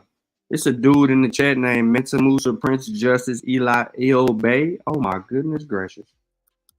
Roads in Brazil for tens of thousands of years. Hold on, you calling Luzia Negro? Yeah, I mean, yes, she's a Negro. How did you determine that? How did I determine it? The expert. Yeah, because the archaeologists down there don't even call her a Negro, bro. We gotta be honest about some of this shit. Well, look, yo, I was losing it. I said we gotta be honest about this. We just can't make up everything. Yo. Nah, man, listen. I know I said it, but when you catch the replay, yo, I took a real big dig at them. That's a real big dig. I said we gotta be honest. We can't just be making shit up. Now that she said the real Sean came out. Yo. Also, the archaeologists never disagreed that the first people walking this plane, or every single plane, were what you would consider a Negro. They were all extremely melanated. That's how you know that they were Negro. You know what I'm saying? All forms of science prove this, from Asian to America to the scientists out in Africa. Every single university in all of existence, no one And real quick, Kevin Troy, Zuzu Man's face is a reconstruction, right? He was mauled by an animal of some sort. I'm gonna put him back on the screen. But when they did the reconstruction in grayscale, right? This is how they submitted it in grayscale. Okay, his skull over here on the left. For the pieces that was missing from his skull where he was mauled, they kind of filled it in a little bit, and they built their 3D or their 3D imagery off of that. So if he was to be alive today, this, according to the facial expression of his skull, is what he would look like.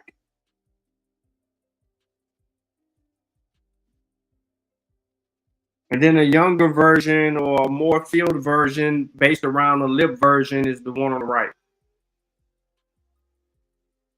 But this is just basically a reconstruction of that.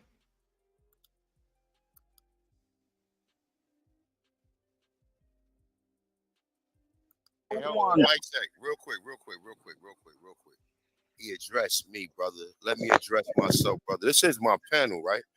Oh, no, I know you think it one. Nah, because I said something specific. I got a specific argument, but what you saying, it only adds clarity. But listen, he's saying, my man, go unmute your mic. He's trying to teach me. I'm talking about Louisiana. Now you saying that Louisiana. I'm talking about Louisiana now. We're gonna go back to Louisiana. That's what we're talking about. You just went on the rant, right? So you said Louisiana are not niggas. Louisiana wasn't a Negro, right? Yeah. Steve Holiday. Where you at, Holiday? Right here. Holiday. What was the description that they that the expert, not this? What's your name again, brother? I have an expert account. If you want me to share my screen, I can prove you. Nah, we got the experts. I got all the expert account. I don't need to see nothing from you. I got all six articles, brother. He would not allow me to share my screen. He said he has the experts, but he referred to holiday season, the liar. So this is where it gets great. You sure? Articles. I'm positive. You sure? What's the author's name on the? We are astute in what we talk. We are astute in what we talk. I don't have to look. We are very astute, brother. We are very astute in what we say. Let me. Can I explain to this brother? Okay, so my brother, how do you identify? How do you know that people that they say that so-called black people come from Africa, right? I don't know nothing about black people. So yeah, that was a slick ass question you just asked. That A1 ain't never backed that shit up. A1 always taught that America is the first land out of water. What did A1 teach? What did A1 teach? I don't know nothing about black people. So yeah, that was a slick ass question you just asked. That A1 ain't never backed that shit up. A1 always taught that America is the first land out of water. What did A1 teach, brother? What did A1 teach? Get somewhere with what I'm saying. Okay, because I was about to say, why is our first form of mathematics, our first form of writing, our first form of civilization, water? You know what I'm saying? This is the first soul. I don't know nothing about black people. So yeah, this is what A1 teach right here. Give it to him, student. That was a slick ass question you just asked. That A1 ain't never backed that shit up. A1 always taught that America is the first land out of water. You know what I'm saying? This is the first soil to come up out of the water from all of existence. So that brother ain't never said that so-called blacks come from Africa. That brother ain't never taught that. You know, I don't even teach that because it can be backed up. If what you're saying is true, right? If you hold that stance, let me ask you a question. No, I don't hold that Why stance. I'm trying to get somewhere with what I'm saying. Okay, because I was about to say, why is our first form of mathematics, our first form of writing, our first form of civilization, our first form of infrastructure, all comes out of the Americas, dating tens of thousands of years before Africa was. Not so brother. Boom. So this brother on the panel says what A1 teaches, because he teaches what he learned from A1, and A1 ain't never said life started in Africa. A1 said life started here in the Americas.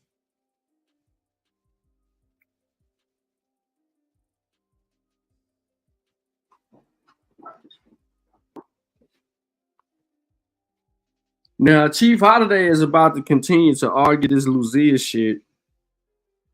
And then A1 gonna get mad at me and put me out over Lucia.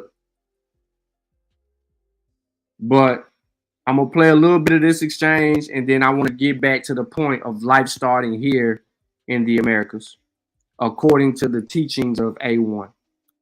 You basing that off of science, correct? Hold up, real quick. Hey, look, fellas, when one person is talking, do not jump in with another question. You could go ahead and address them at any given time, but let's be cordial so we can get our point across. That's the whole purpose what we trying to do. So go ahead, Chief.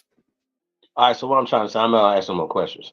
What I'm trying to say is, right, so when we're talking about Lucia, for instance, right, at the time when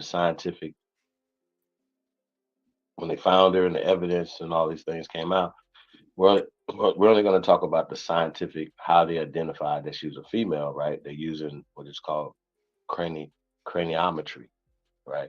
And craniology is the study of skeletal remains, my brother. And this is the way how scientists identify human beings. Now, the fact that she's a woman, right, says that because they can compare skeletal remains to living women, right, of certain ages, things like that, so they can tell it's a baby by measuring how old. It could be a teenager, so on and so forth, right? So Lucia's measurements, according to the experts, and you're speaking to experts, brother, who say that she's a Negro. You said that I'm speaking to experts. Period. During the time period when science says that the entire planet was populated by niggas, bro. And I know niggas like to play all these super games. Hold on, brother. I know y'all like to play these super games and all this bullshit, but there's no evidence that so-called black people, or whatever the game you want to play, what you want to call people that come from Africa, come from Africa. There's no evidence of this, as well as civilization. Civilization comes from America. He said that there's no evidence of life starting in Africa, and civilization comes from America. So that doubles down on the lies that are taught by these dudes.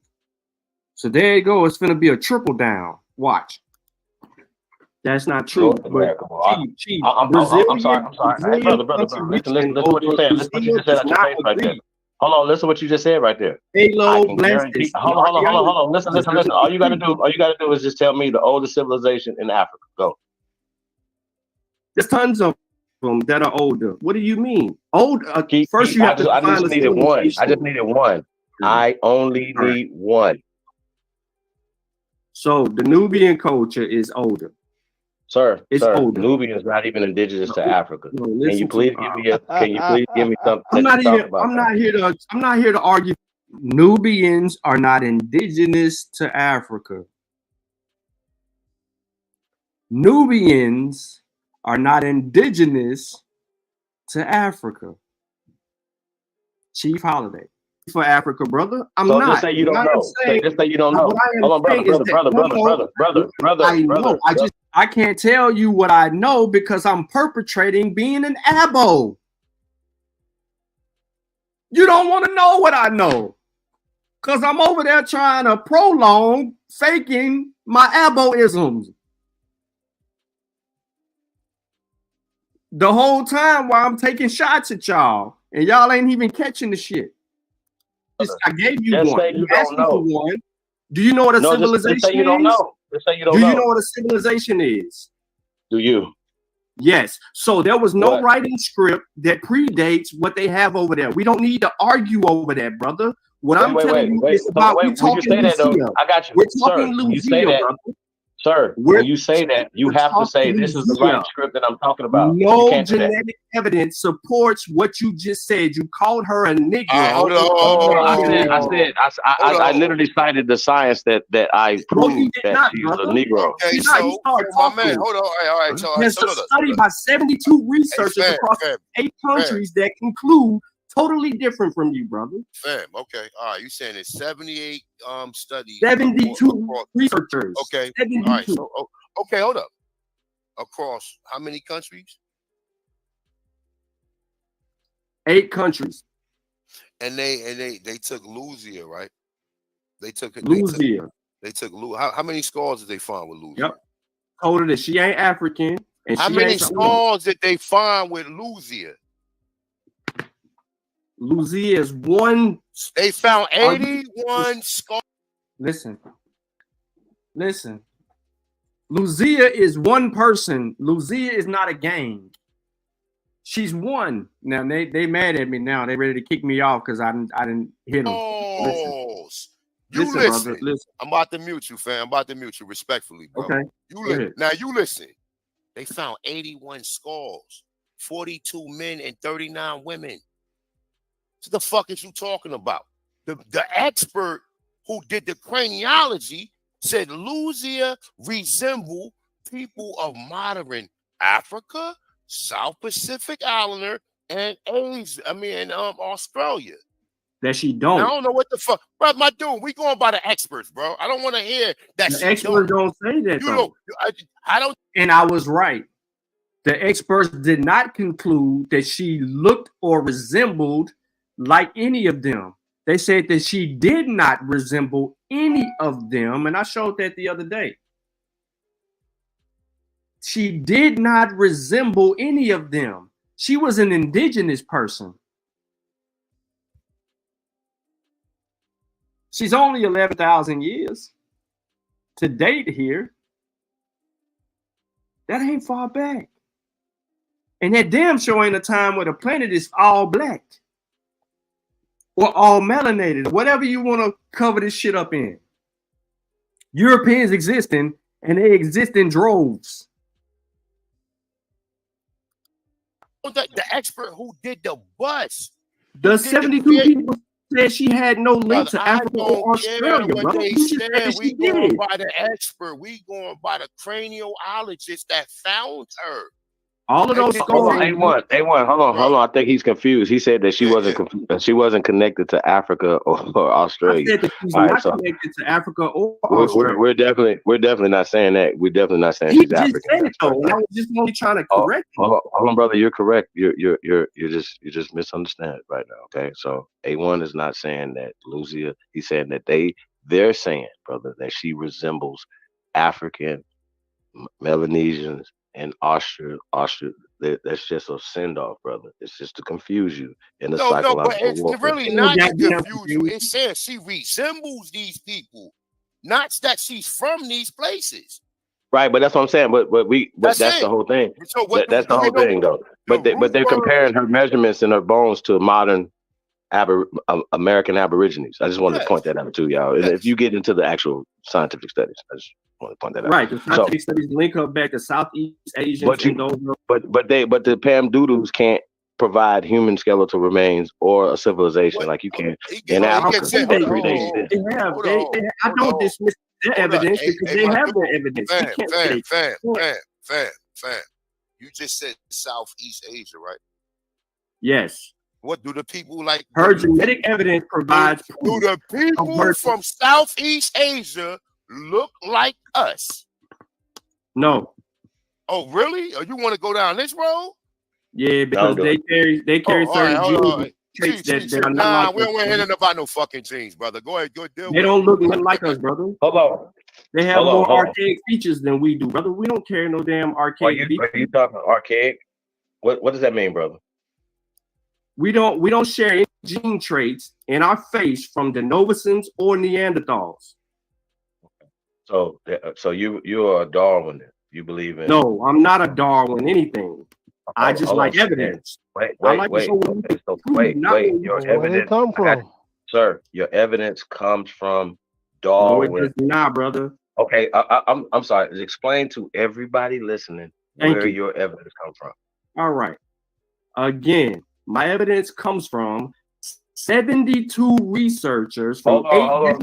No. Get back to the what you were talking about before that right there, because you don't understand what you just read, sir. Because they're getting into genetics. Brother, They listen. don't have. Did you understand what craniology is and craniometry? What I said about that, and that's how they identify human beings. Did you understand that? The only way that they identify human beings. I'm not saying it's the only way. I'm saying it's the. I didn't say it's the only way. It's the most reliable way. It's the. Hold on, sir. Listen. Everything else comes from the theory of evolution and the out of Africa hypothesis. That's what you might not like evidence, but I love it. I'm sorry, you haven't presented any. You haven't presented any evidence. You haven't presented any evidence. Okay, I can share my screen. Let me know when I can share my screen. No, you don't have to. See, here's the thing. I'm not sharing my screen. But I presented evidence. Where's yours? I have presented evidence, brother. I presented evidence. Where is yours? The Journal of Cell, a group of 72 researchers from 8 countries affiliated with the University of Sao Paulo in Brazil, Harvard University, United States, and the Max Planck Institute and the Science of Human History in Germany, among others, participated in telling us who the hell Lucia was, bro. Hold on. So are you talking about the same Zionist Germans?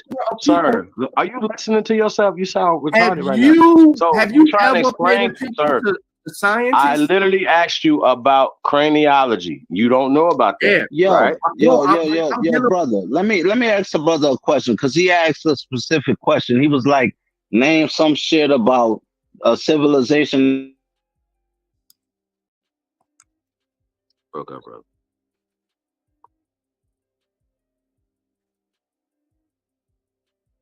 I don't know if it's me or him.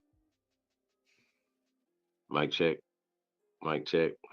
Okay, I think I'm unmuted now.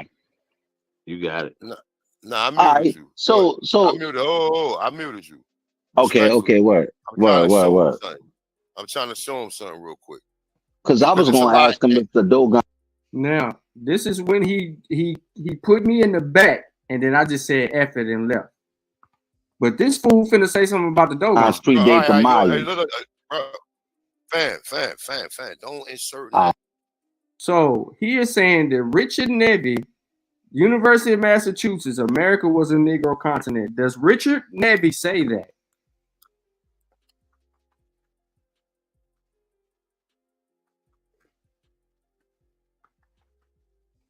Does he say that?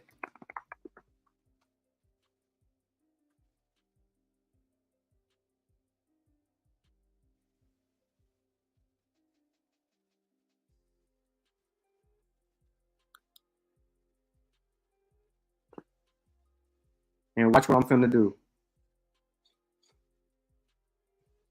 See, this what I don't like about people. Right here. When they get too big for their britches. Right? When they get too big for their britches. That's what you gotta do to them.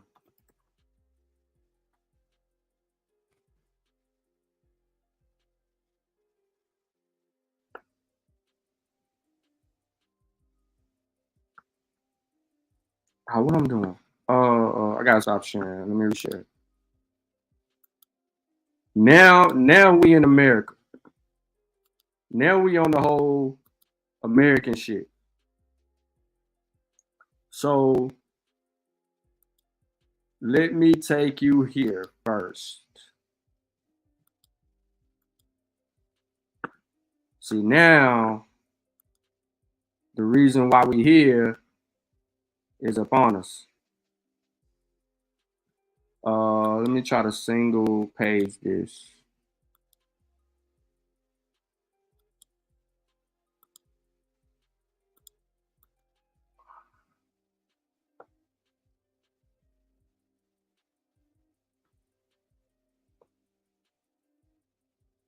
All right, here we go.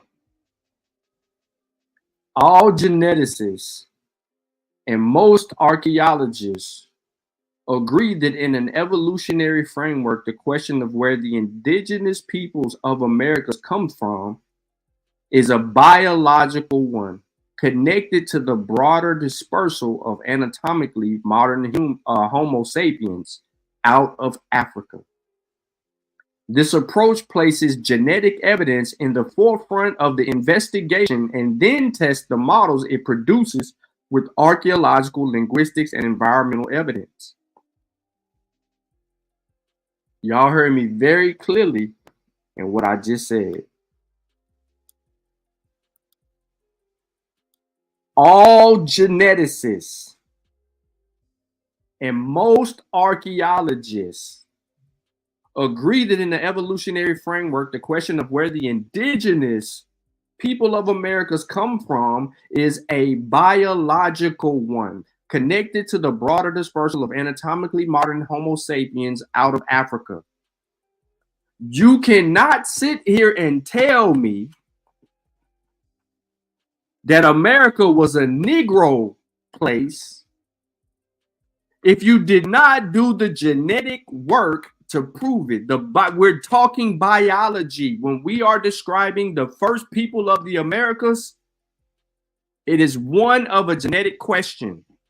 To void genetic use in this is pseudo.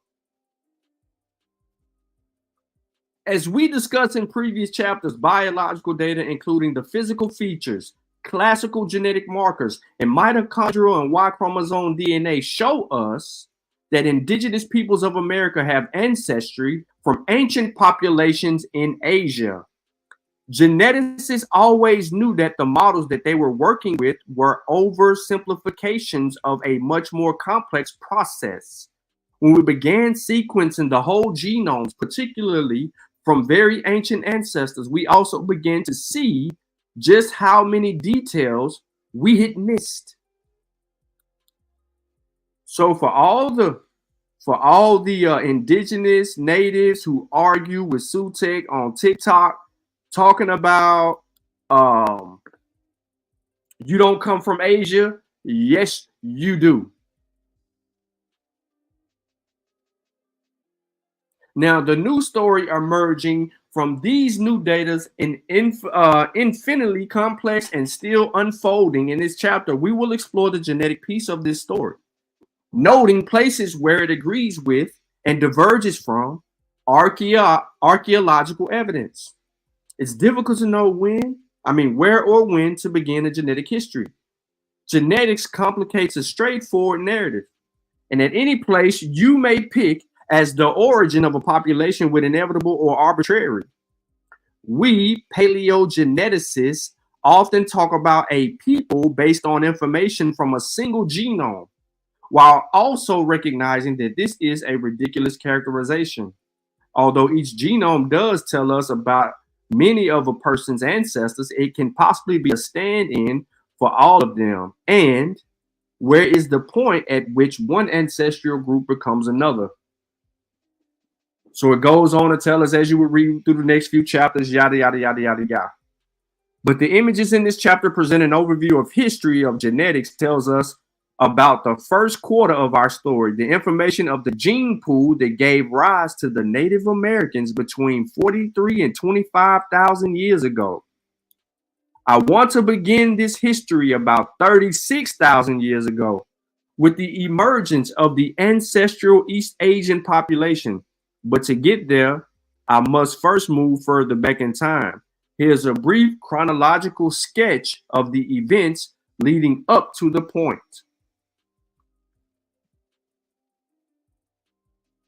Between 50 and 34,000 years ago, a period that archaeologists call the Upper Paleolithic humans who looked like us had left Africa and were rapidly migrating across the globe from West Europe to Australia as they encountered new environments already inhabited by other kinds of humans we call archaic Neanderthals and Denovicens. The so-called anatomically modern Homo sapiens found ways to adapt to each new place. They developed remarkable technology, solutions to problems, finding food, shelter, and transportation. They made sophisticated stone tools, including points, blades, and hide scrapers. They also made tools out of bone, including sewing needles, ales, and points. They developed new forms of expressive art, cave painting, beautifully carved figurines, jewelry. They interacted with their archaic cousins everywhere they went. Some of these interactions led to children, traces of whose ancestry can be found to various degrees in the genomes of all populations of humans today. About 45,000 years ago, the genome of an individual from Uts-Ishim site in western Siberia belonged to a population ancestral to Europeans and East Asians, shows evidence of Neanderthal ancestry dating back 60,000 years ago. By the beginning of the upper Paleolithic, Homo sapiens populations living outside of Africa were largely enough and sufficiently geographically dispersed to accumulate genetic variations that distinguish populations in different regions of the world. The genome of ancient man, whose remains were found in Taiwan Cave in northern China, showed that by 43,000 to 40,000 years ago, you could tell the difference genetically between people living in Western Eurasia and people living in East Asia, although the differences were subtle and there was still considerable mixing between them.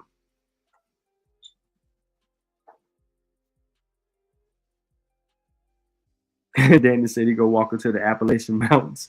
Well, you crazy. East Asia, 36,000 years ago. A small group of people living in East Asia began to break off from the larger ancestral Eastern Asian population. We don't know why or how, but this group began to have fewer and fewer children with their neighbors as time passed. Often, this genetic signature signals a population movement of some kind.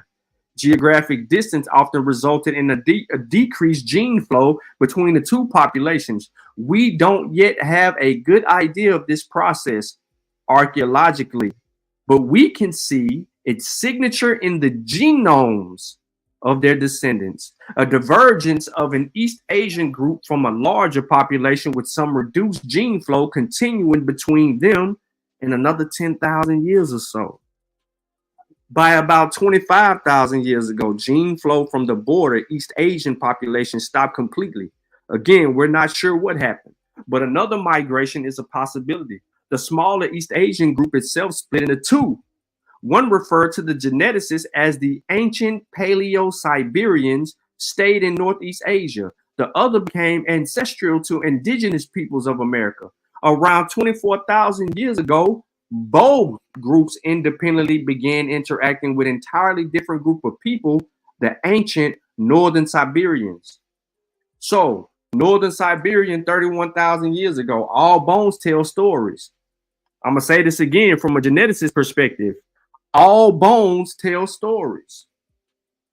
31,000 years ago, 2 teeth from 2 young boys were lost along the bank of the Yana River in northern Siberia. When I think about how they were lost, I fancifully imagine a sunny summer afternoon. She goes and gives a story. I ain't reading the story. It's on the screen. You can pause the video, zoom in if you would like. I'm going to highlight it for you because I need to get to a bigger point. Now you can really see it from your screen. You can read the story about how 2 kids lose their teeth. That's on you. The molar and canine, both worn from use and covered in plaque, were found by Russian archaeologist Vladimir Patolko 31,000 years later. They show us that these 2 boys survived the dangers of infancy and early childhood, living until at least 10 and 11 years old. They were luckier than many. In a time when vaccinations and antibiotics are unimaginable, many children did not live that long. We don't know the names of the boys or how long they lived. We don't know if they actually played together or fought each other. We don't know if they grew up married and had children of their own, or if they eventually succumbed to disease or starvation during the long Siberian winters. Neither the boys nor the kin left any other bones behind, but we know about them in one of the most intimate ways imaginable. We have their complete genomes sequenced from the teeth that they lost and grew into adults.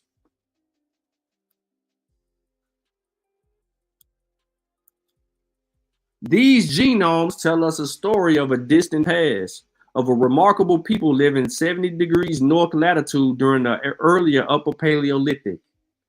We ain't got them, but we got their teeth. And we got their teeth, and we were able to extract DNA from their fucking teeth. We don't even need them. We got the story. What are we talking about? They call them the Yana boys, whose genome tell us that sometime around 39,000 years ago, their population, which we call the ancient Northern Siberians, separated from the ancestral East Asians. This separation likely occurred as they moved into Northern Siberia, pushing far past the boundaries of where their distant cousins, the Neanderthals and the Novicens, lived. From a biological perspective, it's amazing that ancient Northern Siberians were able to thrive above the Arctic Circle when Neanderthals couldn't.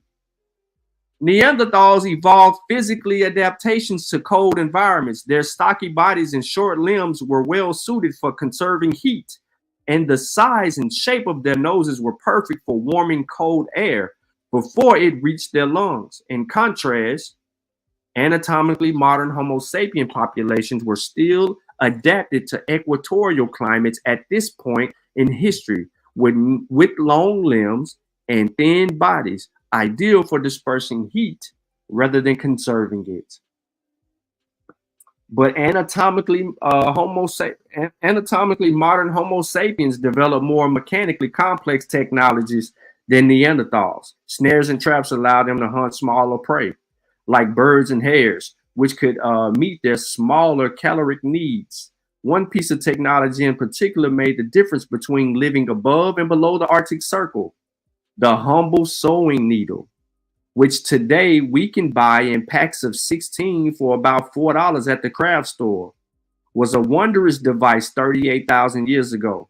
The eye in the needle, which required complex planning and dexterous craftsmanship to make from mammoth ivory, allowed people to tailor insulated clothing, sleeping bags, gloves, and house coverings. Ladies and gentlemen, the evidence of all evidence is something so simple that is highly taken for granted: a sewing needle. That technology allowed people to weather the cold. Imagine standing on the windswept plains of northern Oklahoma on a December evening, or walking by Lake Michigan in the depths of Chicago winter. Now imagine the temperature about twice as cold. It's easy to see how tailored fur clothing would have allowed you to spend many hours each day outdoors hunting and gathering food, making a difference between life and death in these climates. Despite the bitterly cold long winters with average temperatures falling to around -36, -38 degrees Celsius, a group of ancient Northern Siberians thrived in this region for almost 200 years. What are we talking about?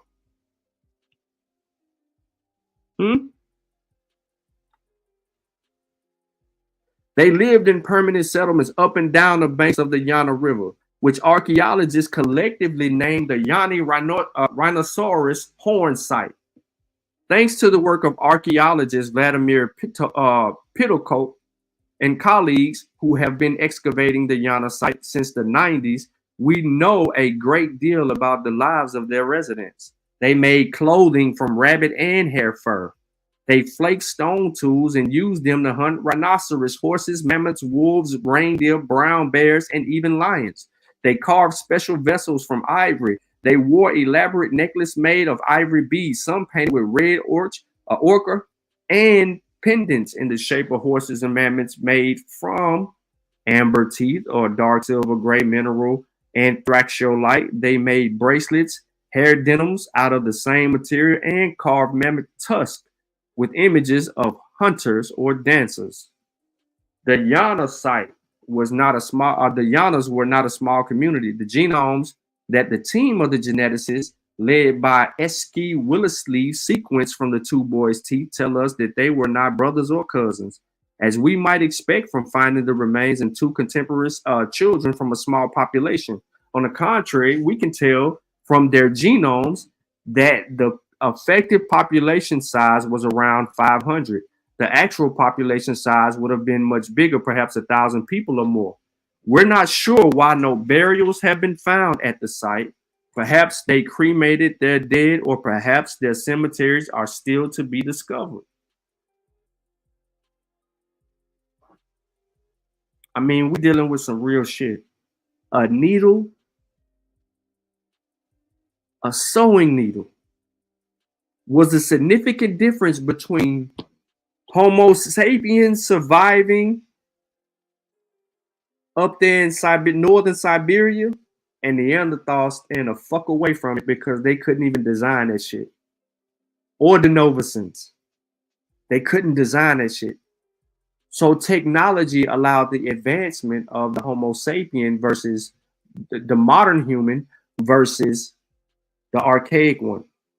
So Eastern Siberia, I'm going to skip the little story about Eastern Siberia or the small children stories that they come up with and some other evidence that is supportive behind the last glacial maximum. I don't want to beat that dead horse stuff because a lot of this we've already reiterated it.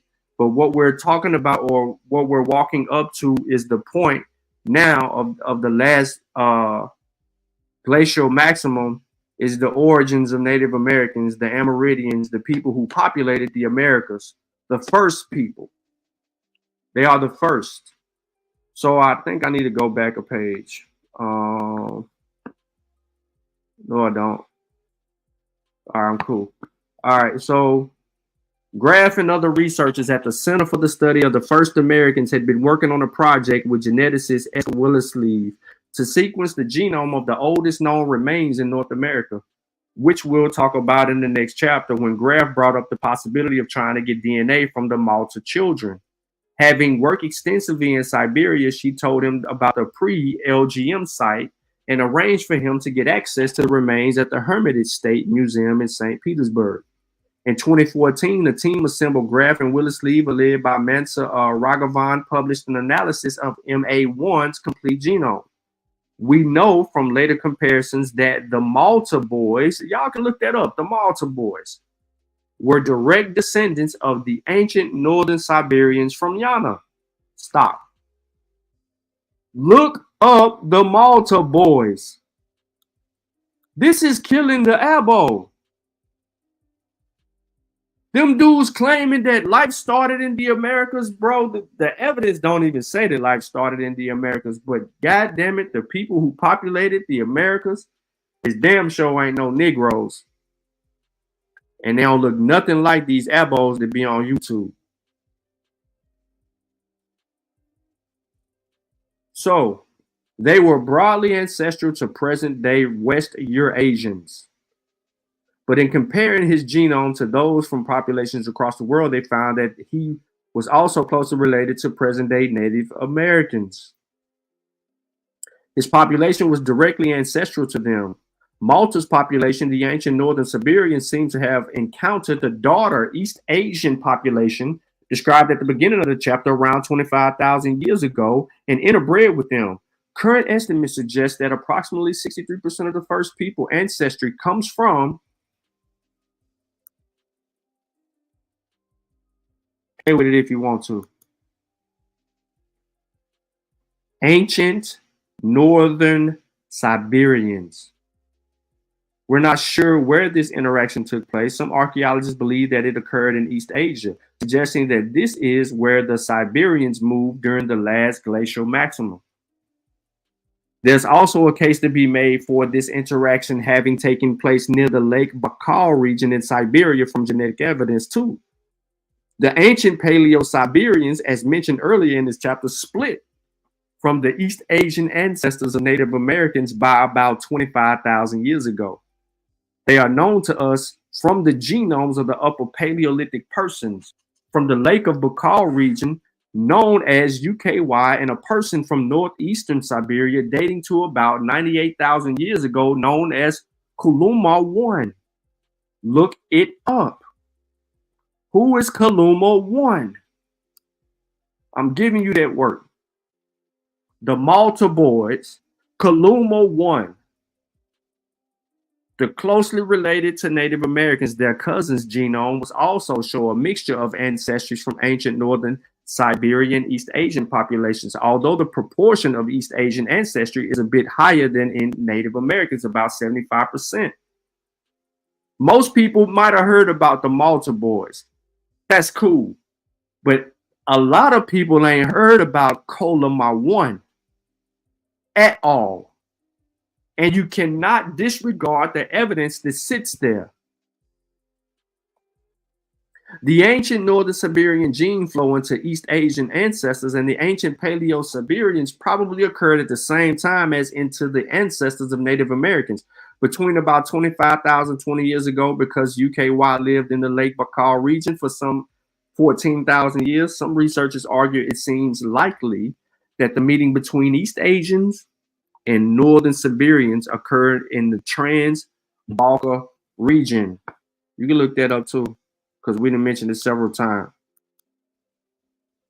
But other archaeologists and geneticists argue that the meeting of the two grandparent populations of Native Americans, the East Asians and the Northern Siberians, occurred because people moved north, not south, in response to the last glacial maximum. The reason for that is because both mitochondrial and nuclear genomes of Native Americans shows us that they had been isolated for all other populations for a prolonged period of time, during which they developed the genetic traits found only in, that's right, the Native American population. What are we talking about? This finding, initially based on the classical genetic markers and the mitochondrial evidence, came to be known as the Beringen incubation and the Beringen pause, or the Beringen standstill hypothesis. Most geneticists are skeptical that the peoples of ancestral to Native Americans could have been completely isolated for a length of time if they were living anywhere near the other populations during the last glacial. Thus, we look north rather than east for the location of the refugia that may have allowed the ancestors of Native Americans, whom I will call the Beringers for the rest of this book, to survive the Ice Age. Except for a small few islands, Central Beringer is mainly underwater today. It was a substantial land connection between 50 to 11,000 years ago. Scientists are drilling into sediments across the region in order to take cores whose layers within contain pollen, plant fossils, and insect remains, provide snapshots of both the geology and the environment across the time at each site they are taken. Paleoclimatologists stitch these snapshots together to reconstruct the last glacial maximum climate across Beringer, including the regions that are underwater. Let me stop. By now, y'all are getting the fucking point. We know who populated the Americas. It damn sure wasn't a Negro state. So I'm going to walk. Okay, so if I'm doing my book source, I gotta stop sharing and reshare. Ain't that some shit?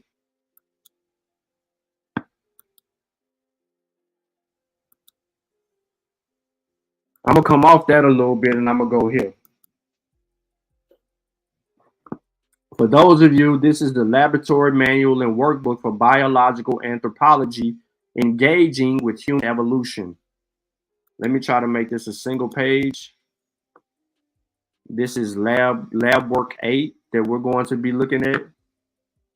The book is from 2016. I'm gonna bag back a little bit because it's a little too blurry. Again, we're in a biological book. because we just learned from Jennifer Raff, an paleogeneticist. A paleogeneticist says the argument of the peoples of America is a genetic argument. So if we're not making the argument using genetics, you're having the wrong kind of discussion. Guess what, y'all? We're gonna talk about, we might get to the ABO, the abo blood allele frequencies. We might just get into that. So when we look around at a crowd of people, we notice that people appear different. Some people are taller, others are shorter, some people are darker, have darker skin, some people have lighter skin, hair and all of that, right? That's what it's saying. I'm gonna get past all of this. And I'm going right into the work. Fuck it. So we begin this lab with consideration of the topic of race. Because when we're arguing with aboriginals, right, with these abos, when we arguing with them dudes, sometimes they want to use social constructs to argue points. Other times they don't. When they want to make the whole planet black, they want to use racial connotations. When they don't want to do that, they, you know, when you got them boxed in, they want to run away from social classifications to come up with a whole nother argument to go in another direction. So what I don't want to do is give them an out. I want to box them into a place where they cannot run anymore. So the earliest naturalists began classifying biological organisms centuries ago. Various scientists have attempted to subdivide the human species into distinct racial categories. Historically, biological anthropologists contribute to this work, especially through the use of various skeletal traits for racial affiliation. Much of this research was conducted by Europeans who created hierarchical schemes of human variation that suggested they, Europeans, were superior to other groups of people, non-Europeans. Scientific racism. We uncovered that because dun, dun, dun, dun, dun.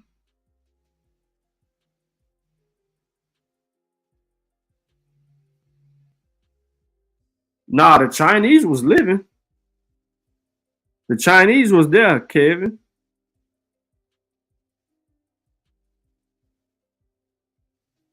No, ain't no way they can survive the audit. But let me skip ahead. So we know about scientific racism and the issues that it actually has. But remember, I'm trying to box them in. So I'm not going to let them use the social argument, right? Although gene flow, exchanges of gene between previously isolated populations that begin to interbred and natural selection, which grows through and tell us everything else we need to know is important. I'm just only trying to get ahead because this book is too technical for certain people. So let me get right here because it's going to say something.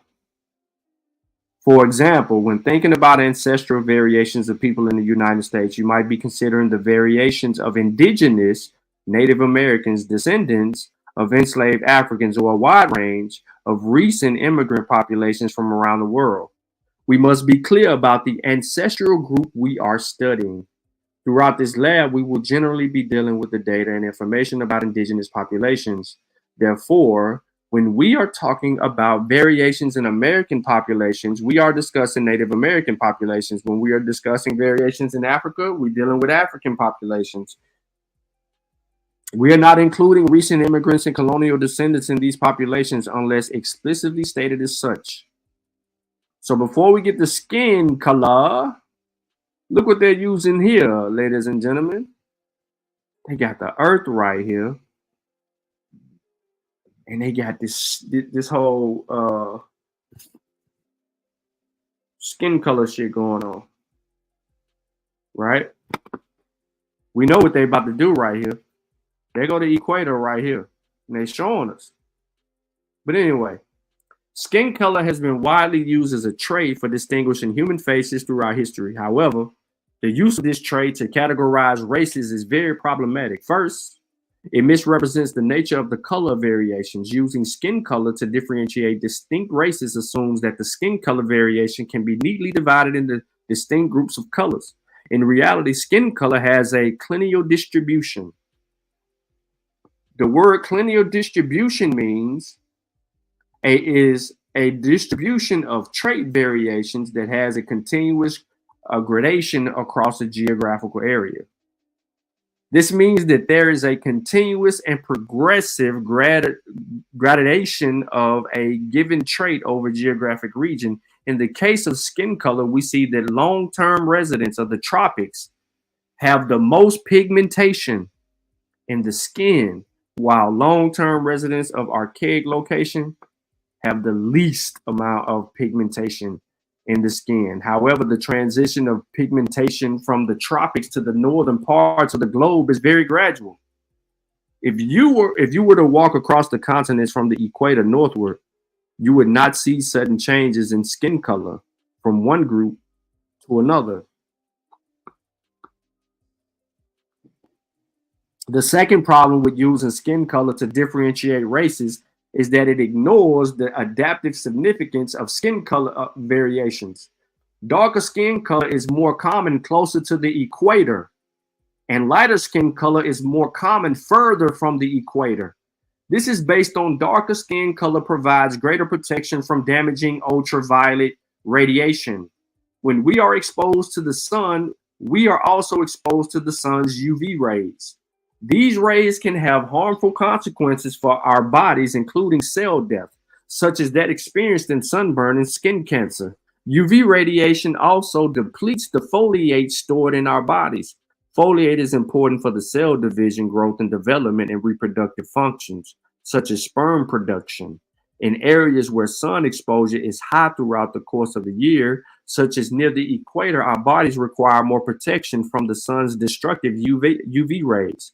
Over countless generations, populations from these areas have adapted by producing more productive melanin in their skin. Melanin is a pigment in skin, and it helps give skin its brownish color. In general, the more melanin that is present in the skin, the darker the skin color. The increased melanin and corresponding darker skin color seen in the population near the equator act as a natural shield, blocking some of the sun's UV rays from penetrating deeply into our bodies.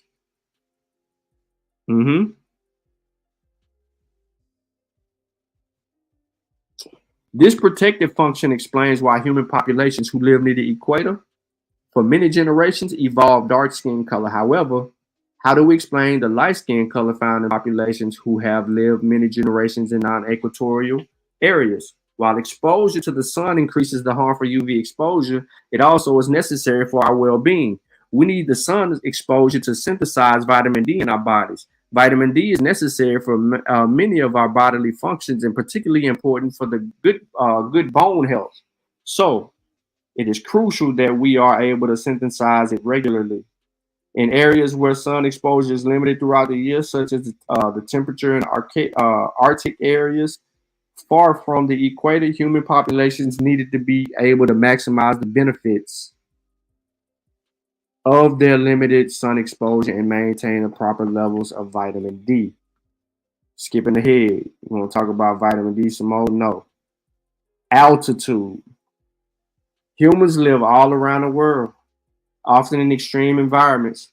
One such extreme environment is found at high altitudes. The further you live above the sea level, the more stress is placed on your body.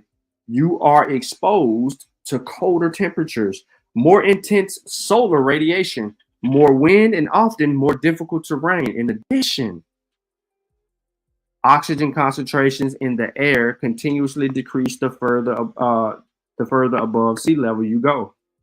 This can lead to hyperoxia. This is a condition where you cannot take in enough oxygen to meet the metabolic needs of your body.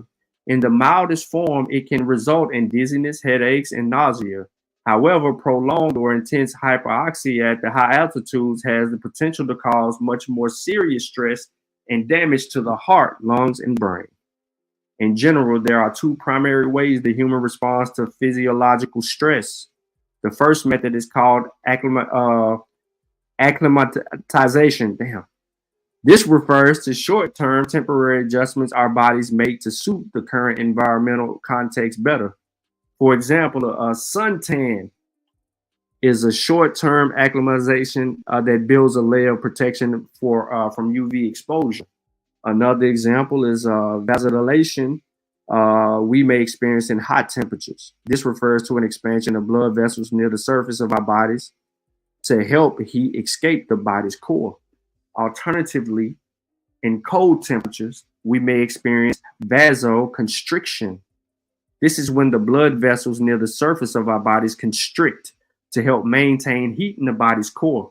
All of these acclimatizations are short-term, helping people adjust to their temporary environmental needs, and then reverting back to their normal state. Let me pause real quick. The reason that we have it in this conversation right now is because it is a scientific conversation. When you got a group, historically, we can deal with that historically, because when we deal with the history of it, they can't go nowhere. They boxed in, right? We got them cornered. They flipping things. They're trying to use the Native American history now, right? Cool. But when they say life started here and they make other assertions, they are having a scientific discussion. At no point of time should we be talking about anything else but the genetic makeup of human beings that populated the Americas. That means we need genetics. Then we can deal with archaeological evidence and linguistics and all the other shit that we're going to pile on top of them to prove non-existing in their claim.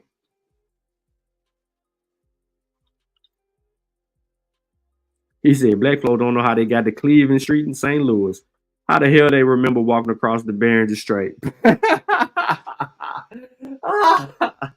Oh, man. No, that's crazy. Yeah, what origin story do they have talking about that shit? Since they want to bring that up. Now, in addition to temporary acclimatizations, and there are also adaptations. These are also permanent, and they are also the result of natural selection acting as traits over many generations. These are often more extreme in acclimatization. For example, populations that have lived in high altitudes for many generations often have special adaptations to help them in this stressful environment.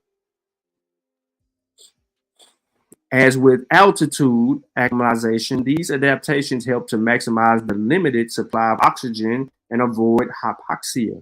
However, unlike altitude acclimatization, these traits appear to be inherited and permanent.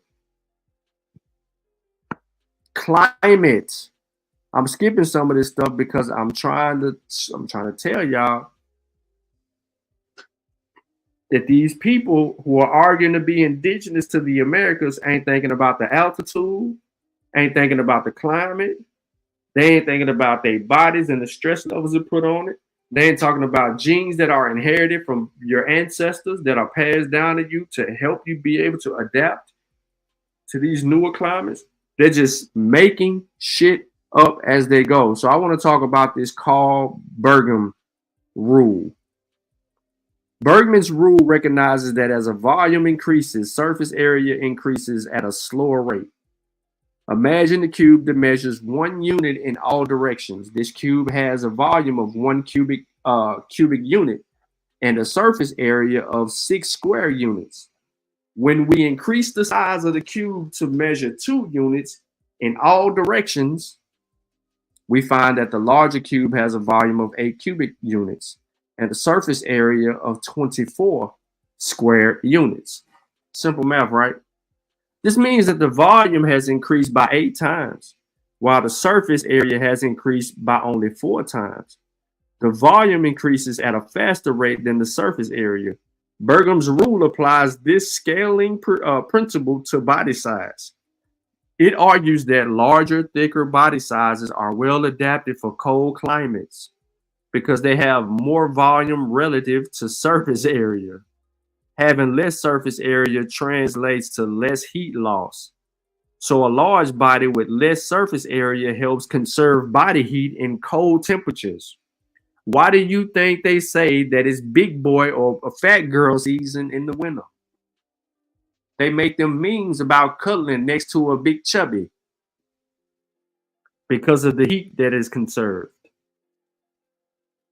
Allen's rule recognizes that an equiax shape, which means having approximately equal dimension in all directions like a cube, has less surface area than an elongated shape of the same volume like a rectangle prism. Imagine an equiax cube that measures 2 units in all directions. It has a volume of 8 cubics. It goes back to the same example. But this time it says this. Allen's rule applies this principle to limb proportions. Here's an example right here. It suggests that elongated limbs are well adapted for hot climates because they have greater surface areas. This increased amount of surface area allows for greater body heat venting into hot temperatures. Remember when they talked about Africa, they said something about skinny, tall, skinny frames and long limbs. It said that.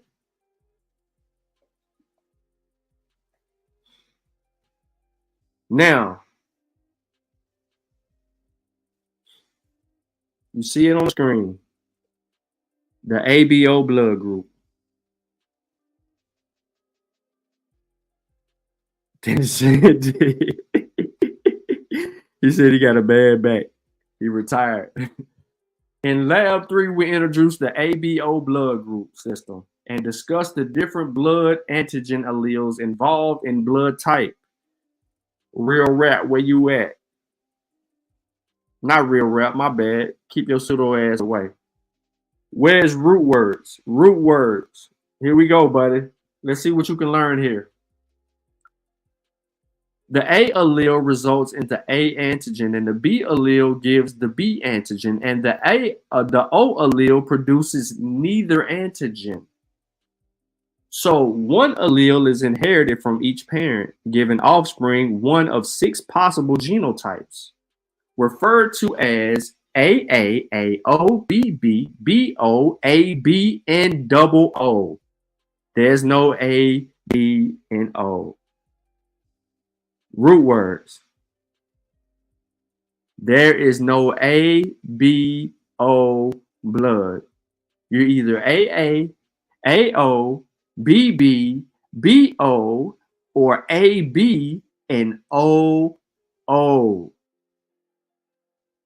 Interestingly, when we track the distribution of these alleles across indigenous populations worldwide, we find noteworthy patterns. First, the A allele is found more frequently in Europe, parts of Australia, and some far northern areas of North America. The B allele is more frequent in northerners and central Eurasians. Lastly, the O allele is very frequent in the Americas and parts of Australia. In fact, in some parts of Northern and South America, almost 100% of the indigenous populations has the O allele. Kevin Troy, Thomas, you know your blood type?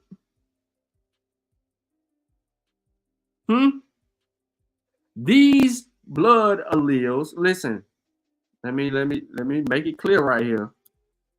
Almost 100% of the indigenous populations have the O allele. These blood allele distributions can tell us a lot about the evolutionary history. I remember that when you come, evolutionary history of different populations. Areas with high concentrations of one allele may be the result of a founder effect. Imagine a population that has relatively even distribution of the blood antigen allele. A subgroup of this population moves away to the settlement of new area and found new population. If the founding subgroup has a disproportionate number of alleles, we would likely see an unusual high frequency of the allele in the descendant population. At the same time, Blood antigen allele distributions may also be the result of gene flow. If there are large geographic areas with similar frequencies of allele, it may suggest the population in this area were mobile and had a lot of interbreeding. So I don't really want to get into lactose tolerance, but I'm going to just kind of hit on it a little bit. So the human variations discussed so far gives us a variety of clues about our evolutionary history. Skin color, altitude, and climate adaptations reflect how natural selection helps to balance the different needs of populations living in different environmental circumstances. One more time. Skin color, altitude, and climate adaptations reflect how natural selection, you know that shit they try to argue against Darwin, but how natural selection helps to balance the different needs of a population living in different environmental circumstances. Variations in your ABO blood alleles frequencies reflect issues of genetic drift, the founding effect, the gene flow interbreeding. In considering these traits, we have emphasized the significance of factors such as the population movement and adaptation to natural environmental conditions. In some cases, however, human variation is more the result of cultural factors than strictly environmental factors. An example of this is lactose intolerance in humans. Milk contains a sugar called lactose. To digest this milk, you need a particular protein called lactase. All mammals produce the lactase protein early in life to be able to digest their mother's milk in infancy. As mammals grow and are weaned from their mother's milk, they stop producing lactase. As mature adults, they are no longer able to properly digest lactose. Attempting to consume dairy products containing lactose during adulthood result in a range of digestive discomforts. Most humans, following this typical mammalian pattern, we are able to digest lactose early in life because we are producing the necessary lactase protein. As we age, we stop producing the lactase and lose the ability to digest lactose. We have the condition known as lactose intolerance. Ladies and gentlemen, when I went to have dinner with the Scots, when we went to go have dinner with the Scots, on the way to Atlanta, we stopped at Hardee's. I went to get a milkshake, strawberry milkshake. I was like, it's gonna be fine. The brother gave me a strawberry milk, no shake. So instead of ruining things and getting frustrated and be like, hey, bro, you need to make me another one, I just took it and I drank like I drank it. Well, by the time my trip to Atlanta, my dinner in Atlanta, and my ride back home occurred, I felt every inch of that milkshake. I ran straight to the bathroom and was on there for about a good 30. My meal was fine, but I knew what caused my stomach to be upset. It was this stupid ass milkshake that he couldn't make appropriately.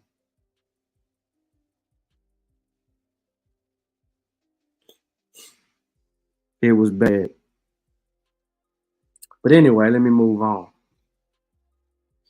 I don't want to talk about pastoralism or anything like that. I'm getting to a point. So, we're talking biological makeup. We done talked about the climate, the altitude, right? We done talked about blood type or blood group, right? We talked a little bit about skin color. You know what I'm saying? We got on lactose. Now we just want to shape things around with this whole sickle cell trait thing. So there's an argument out there. So let's just give it what needs to be given. What y'all think is causing the sickle cell trait?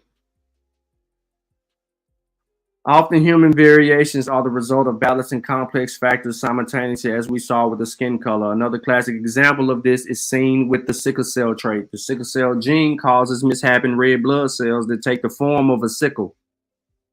These damaged red blood cells cannot properly transport oxygen. People who are heterozygous for the trait, carrying one sickle cell allele and one normal allele, suffer few effects of their health and reproduction. However, people who are homozygous for the trait, carrying two sickle cell alleles, have a different mishapen red blood cells in their bodies. This impacts oxygen transportation and causes a severe form of anemia called sickle cell anemia. The high numbers of mishapen blood cells in homozygous individuals can also cause blockages in the blood vessels that can be fatal.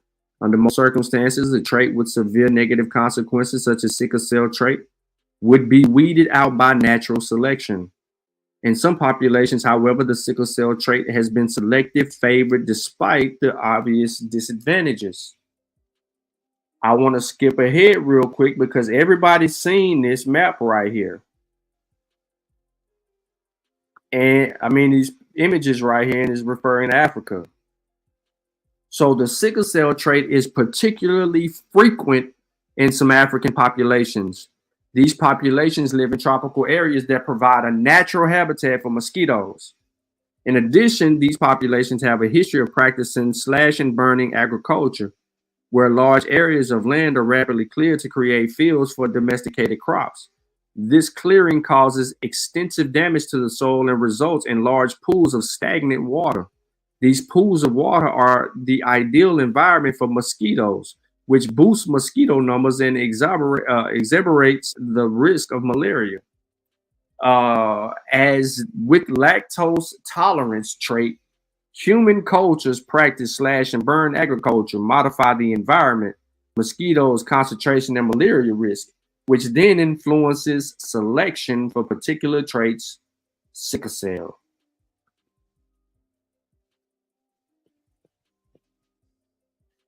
So I ain't gonna get into these questions right there, but that's just a natural little rundown on why in this discussion, and I can add more.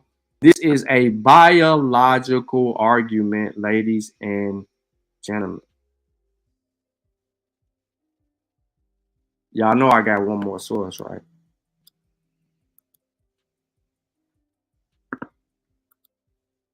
Oh, I got one more.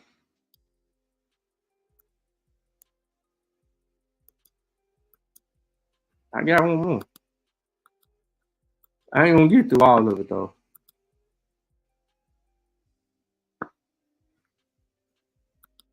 Single page. This from Africans and Native Americans by Jack D. Forbes. Ling Ling. Don't ever try to use this shit again. Big Chief Pseudo-Indian. What is it, my guy? My question is for the guy talking. What is his name? Why you want to know who the guy talking name? What's your point? Why you want to know who that guy is, Chief Pseudo? What does his name got to do with you? Why does the person talking name got to do with you? Was sickle cell formed to combat malaria? Oh, I think we kind of answered it. I wouldn't say that, Gullah. I wouldn't say that it was formed to combat malaria at all. Well, we kind of already answered it. I was made it more susceptible in my instance because of the way that they did the fields. I stopped eating out in restaurants, especially with those other people. I belly crazy.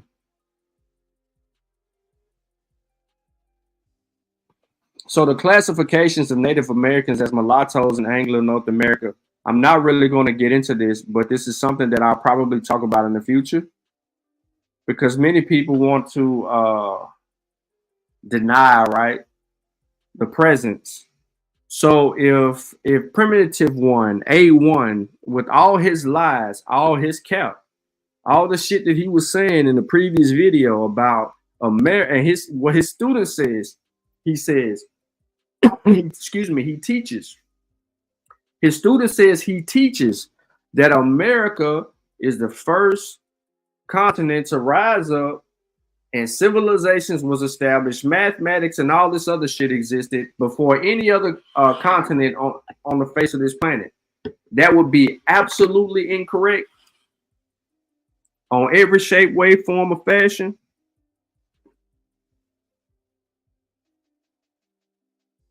It would. So with the biological argument, the genetic argument, the historical argument, the linguistic argument, there's no way. And what evidence we do have is that these people that populated the Americas did not rise up in America. Not in Central America, not in South America, damn sure not in North America. These people migrated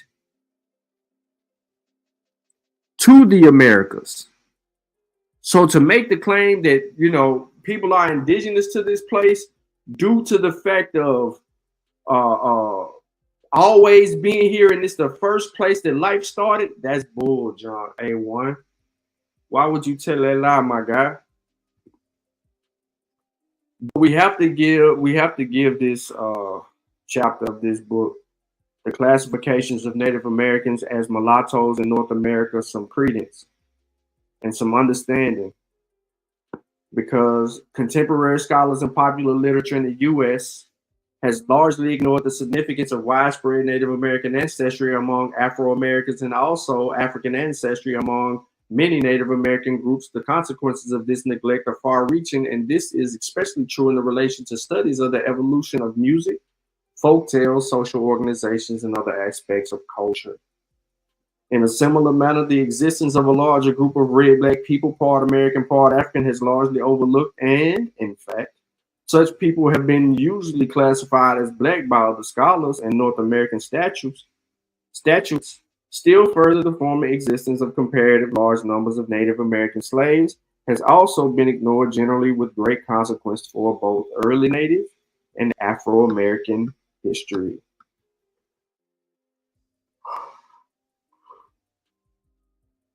These are, of course, exceptions to this pattern of overlooking red-black connection. First, there are a large number of biographies and autobiographies, as, for example, the musicians or singers such as Adelaide Hall, Willie DeLion Smith, Paul Robeson, Josephine Baker, Bunk Johnson, Leonard Horn, Pops Foster, George Lewis, Pearl Bailey, Led Belly, Tina Turner, and others, all of which have specific reference to Native American ancestry. Secondly, there is Alman Luber's study of Indian slavery, Colonial Times, 1913, a work which has been grossly neglected in recent decades. And thirdly, there are several early attempts to document or to note the significance of the Black American interaction. So I wish to cite some of these works so that they illustrate a trend which has not been continued by and large since the 1930s. Big Chief ain't got no more questions, huh? As early as the late 19th century, the 19th annual report of the Bureau of American Ethnology noted that a considerable proportion of the blood of the Southern Negroes of the U.S. is unquestionably Indian. The 1937 doctoral dissertation of James Hugo Johnson, belatedly published many years later, went further.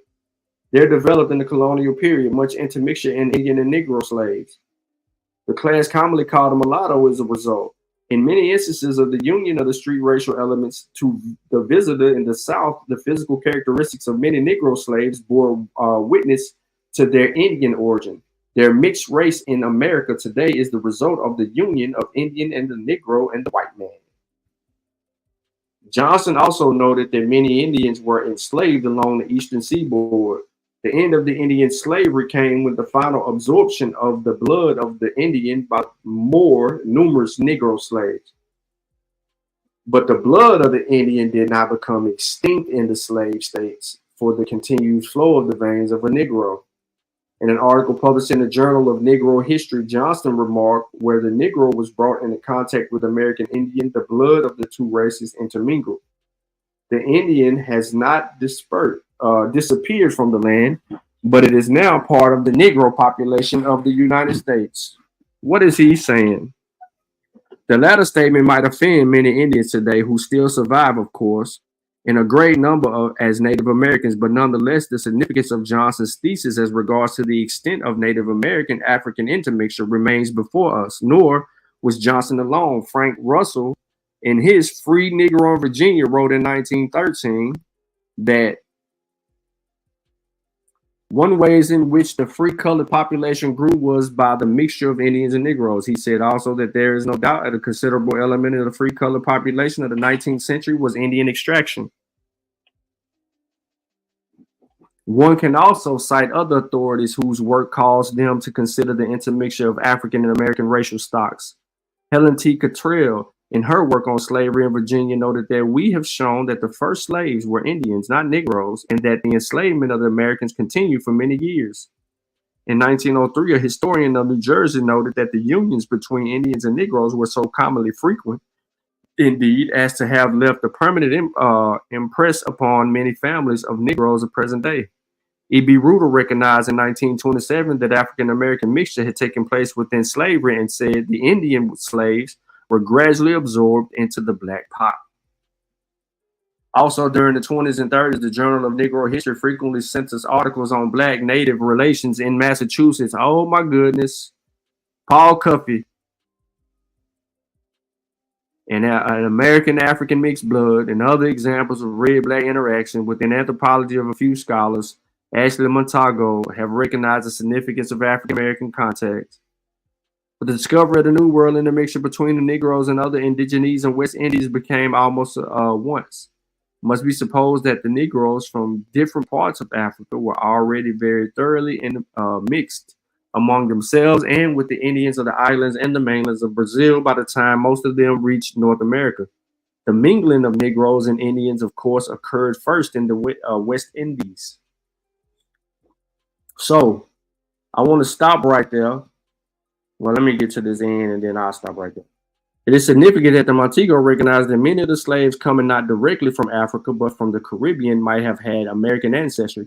Thus, it may be seen that not only was there much mixture between different varieties of Negroes in the islands, but also complete mixture with the indigenous and the Indians. Look, this dude that they try to use as a source for everybody being called Negro and trying to say that it was all black people, knowing that they use the word Negro to describe Africans and Indians. He called the people indigenous Indians. There's a clear distinction. And sometimes with Indians who were not indigenous to the lands. Montego also recognized that once the people of African descent had reached North America, intermixture with Americans continued. The available evidence indicates that the ethnic mixture between Indians and Negroes has been a vastly greater proportion than has hitherto been realized. The American Negro population of today is a composite of African, white, and Indian elements. I'm stopping right there because when we're talking about North America, we're having a biological discussion. The ancestry of black people, me and all you mofos in the chat, even the Native Americans that are in the chat right now, requires a biological answer. For those that deny genetics, right? They have to come to the realization that they are living in their lie by denying the actual science that can prove without a shadow of a doubt if these people were indigenous to the Americas or not. Chief Holiday ain't gonna do nothing. A1 ain't gonna do nothing. They gonna do this.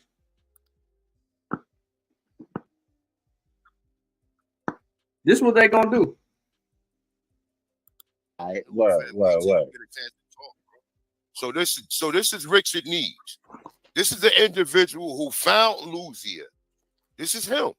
This is the bust that he did. Now, let's go to the actual article of what he said. He's the expert.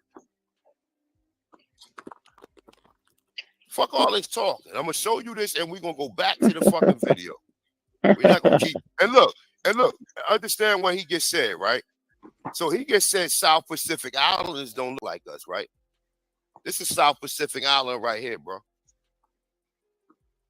This is the Australian. This is an African. All right? It's the African, okay? So his actual article is this one. This is it. Let's go right here. So it's saying, it says the set of bones from the skeletons from the Brazilian prehistoric made up of 42 men, like I just told you, and 39 women, with an age estimated or dated between 7,500 and 11. Hey, do y'all think that this is Richard Neves saying this? Put a 1 in the chat if y'all think that what he's showing on the screen right now is Richard Neves' statements about Lucia. Put 1 in the chat.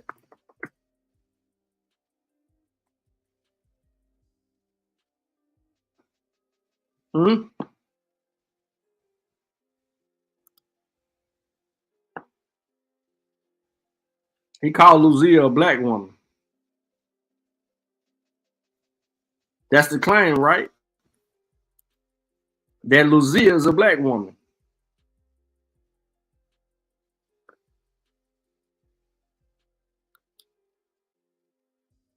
Do y'all think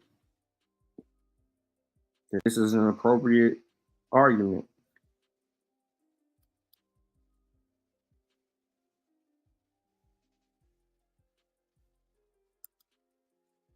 I want to show y'all something. Study dismantles theory of settlement of the Americas. The theory, according to the Americans, were originally populated by 2 migrations in Northeast Asia with a population of African and Australian traits, and another with Amerindian similar to present day. A study based on fossil DNA has analyzed samples from the oldest skeletons found in the continent and confirms the existence of a single ancestral group for all the ethnic groups in America. The discovery led to redesign a strikingly African-looking face of Lucia, as the skull was the Paleo-American woman found in the 1970s in Brazil was referred to. The conclusion is based on research conducted by 72 scientists from 8 countries, including scholars from the University of Sao Paulo, Harvard University, Max Planck, Germany. Archaeogenetic data revealed that all populations in America stem from a single group arrived in the New World through the Beringer some 20,000 years ago. The DNA links the migration flow to the peoples in Siberia and northern China. The result of the research were published Thursday, November 8th, in the scientific magazine Cell. Facial reconstruction who lived in Lago Santa Minas Goris estate 12,000 years ago had her face reconstructed for the first time by a British scholar named Richard Neves. Her features was based on a theory by the University of Sao Paulo Professor Walter Neves, according to which the people of Lucia, the set of fossils found in the 19th century in Minas Gerais, arrived before the ancestors of present-day indigenous Brazil. The first migrational wave, therefore, is believed to have had African and Australian traits. The thesis was based on the morphological analysis of the skull, which indicated that these people were considerably different from present-day natives. Archaeologist Andrew Menes Strauss at the USP Archaeology and Ethnology Museum, who coordinated the Brazilian part of the study, explained that Neves' contribution was key to ascertaining there were differences between the ancestral and modern day indigenous individuals, but genetic studies aided by today's technology refute his thesis. One more time, let me zoom in so you motherfuckers can hear this shit clear. But genetic studies aided by today's technology refutes his thesis. Whose thesis? Nevis's thesis, which argues that this difference was brought about during the process of migration between continents. This link with the previous population of Africa did not exist. It did not exist. The difference between Lagoa Santa and current natives originated in America itself, he declared. Lucia's new face was designed by Carolyn Wilkinson from Liverpool, Johns University, UK, a specialist in forensic reconstruction and a follower of Nevis. The descendants of the ancestral migratory wave that came down south through the North Americans split into two lineages some 16,000 years ago. The members of the lineages crossed into the Isthmus of Panama and people South America of the three different occasions. This story is telling you that they still crossed the Beringer and came into the land. A1's argument is that Lucia is the oldest black woman in the Americas and that black people already been here.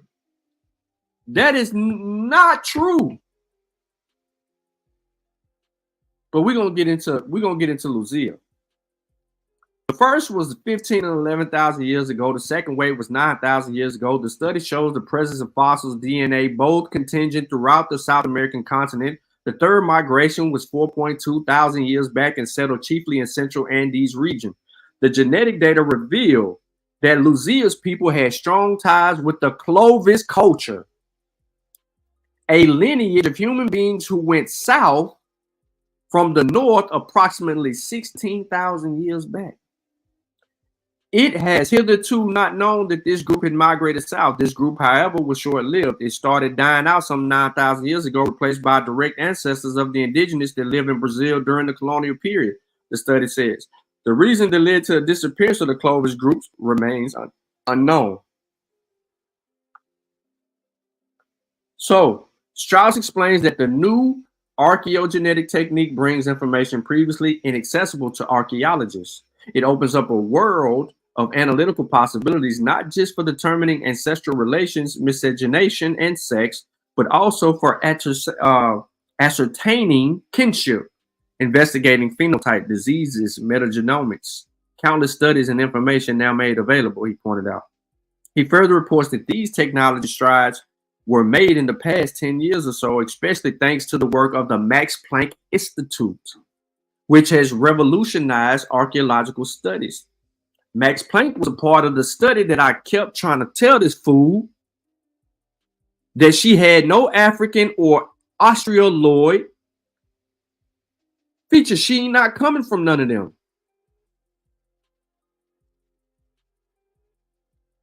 She literally is an example of the first people in of the Americas. Now they try to paint her black. I don't know why they try to paint her black. That was just dumb. And then using Nevis reconstruction to say this, that, or the third. But it misses the mark because when you got to the biological argument, it settled the difference between who this nigga was saying was a black person and who she really was, because she really wasn't a black person.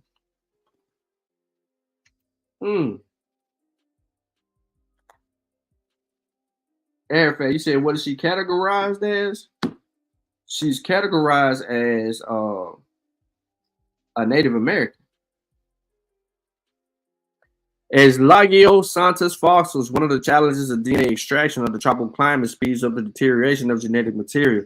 We made the first modest attempts in 2012. It wasn't working at first, so it took us at least 2 years until we were familiar with the protocol of DNA extraction from the Lagio Santa, he recounted.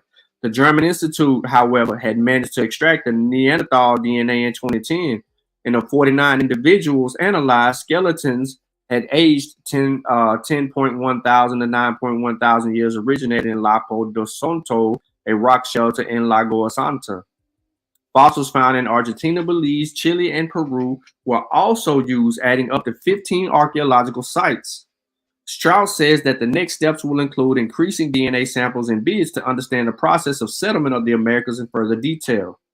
We're working to find other groups, other archaeological sites we can extract genetic material to ascertain exactly when the population arrived, as well as their relationship with other groups. Skipping ahead. Nearly 100 skulls excavated by Nevis and Strauss over the last 15 years are stored at USP.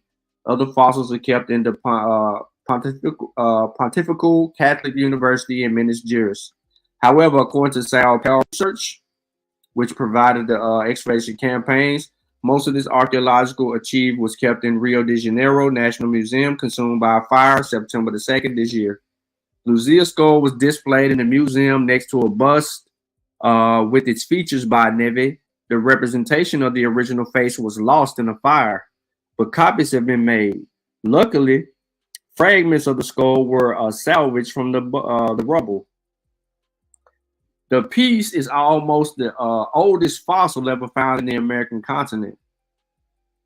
Confirming what has to be absorbed is 12 skeletons scrutinized, which is considerable, is just natural. Nearly all of them point in the same direction. We assume Luzia should follow suit, of course. We can't be sure if we can't examine the fossils, Strauss stated.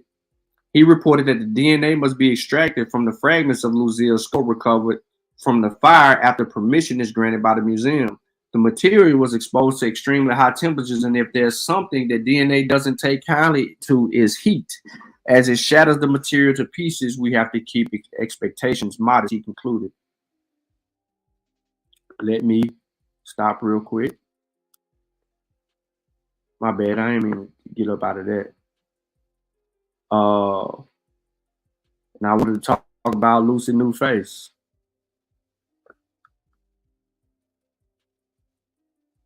Saying this woman's a black woman, a Negro.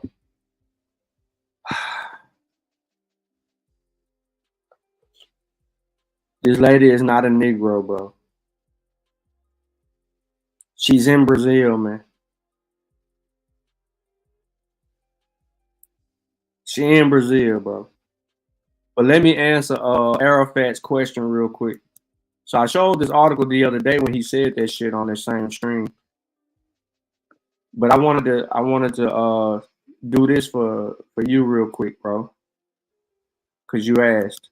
So here's the answer to your question. Amerindian genetics. Not all the human remains found at some of the most ancient archaeological sites in Central and South America belong to genetic descendants of the Clovis culture. The inhabitants of several sites did not have Clovis-associated DNA. This shows that besides its genetic contributions to the second wave of the South, which was Clovis-associated, may also have been brought with the technological principles that would express in the famous fishtail points that are found in many parts of the South America. How many human migrations from Asia came to the Americas at the end of the Ice Age more than 16,000 years ago is hitherto unknown. The traditional theory formulated in the 80s by Neves and other researchers was the first wave had African traits or traits similar to those of Australian Aboriginals.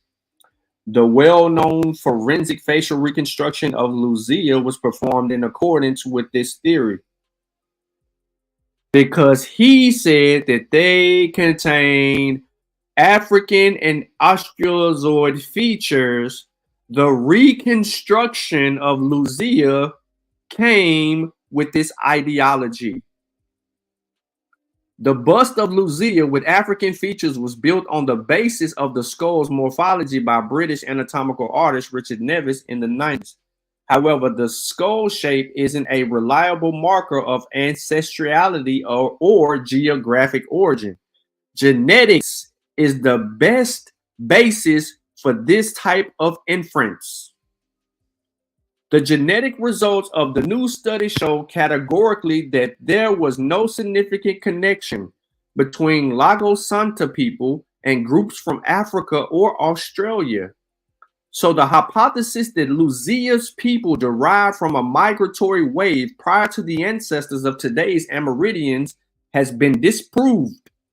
On the contrary, the DNA shows that Luzia's people were entirely Amerindian.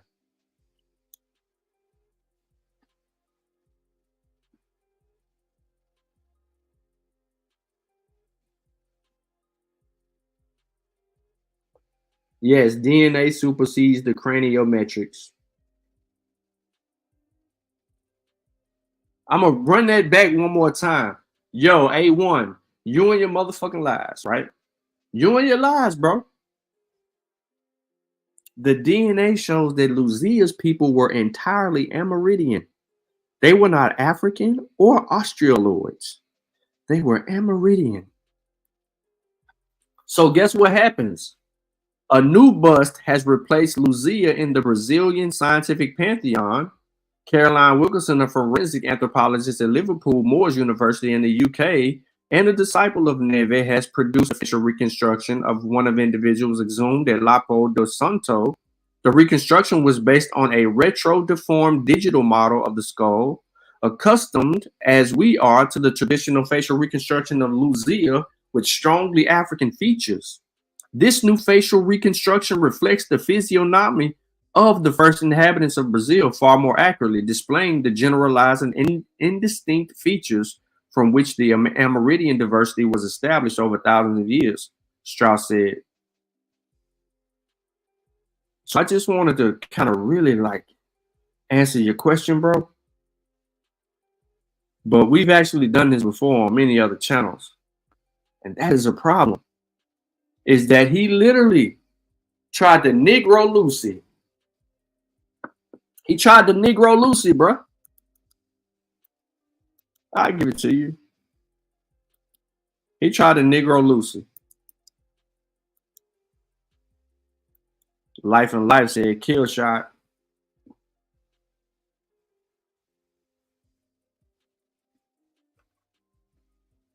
He tried though. You know what I'm saying? And this is the same source that I was ready to share on his show. And it wouldn't have went too well. Had he let me share it, it wouldn't have went too well. And earlier when I brought up the Zuzu man, I brought the Zuzu man up for a reason. Because where's the Zuzu man located? Brazil. How old is the discovery of the Zuzu man body? 9,600 years. Right? So that gives us another distinction of what these people look like around that time. Now, her skin color to determine that was disingenuous by Neves. Because it was, I'm not going to really blame him like that. I'm going to say Neves had a hypothesis. His hypothesis is that the people of Brazil resembled the Australoids or the Africans skin type wise because of their location and where they were. I'm going to say that scientifically speaking, that he was thinking because they were closer to the equator that they had to have darker skin. Right? That's what I'm going to think. I'm not going to say that he said he just made them black. I'm going to say that he never called them black. I'm going to say Neves never called these people black people. These dudes up here arguing for Luzia. She ain't even the oldest piece of evidence in the Americas.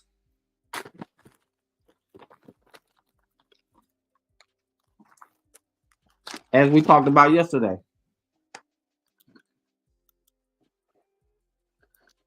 $7,000 years. Now look, listen to this part right here. This challenged most accepted theories about the first inhabitant of the New World. The skulls from the region in minus Guerrero, whatever, indicates that the original discoverers of America had like Luzia features, right? That recall those of present day Australians and blacks of Africa.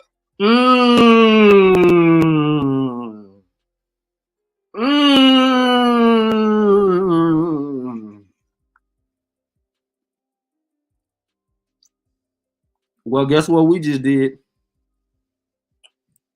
We just updated the scholarship on this shit.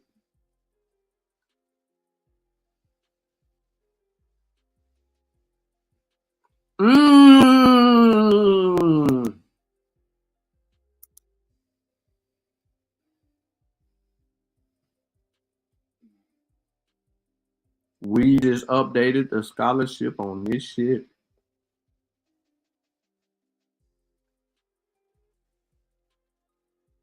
Now, I'm going to tell you why. Because in 2017, Richard never did say that she was a black woman. But because of the 2018 information and the update of that information, the scholarship just recognized it, bro.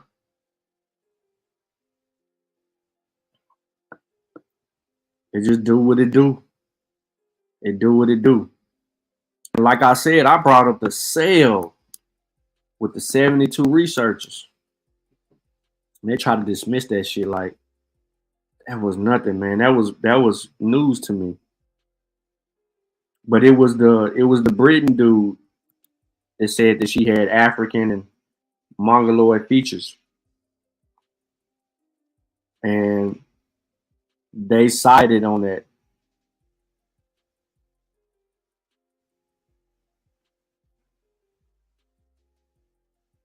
Mm-hmm. So we there. We want war. She ain't us, and people are holding on to Lucia like she's something that she ain't.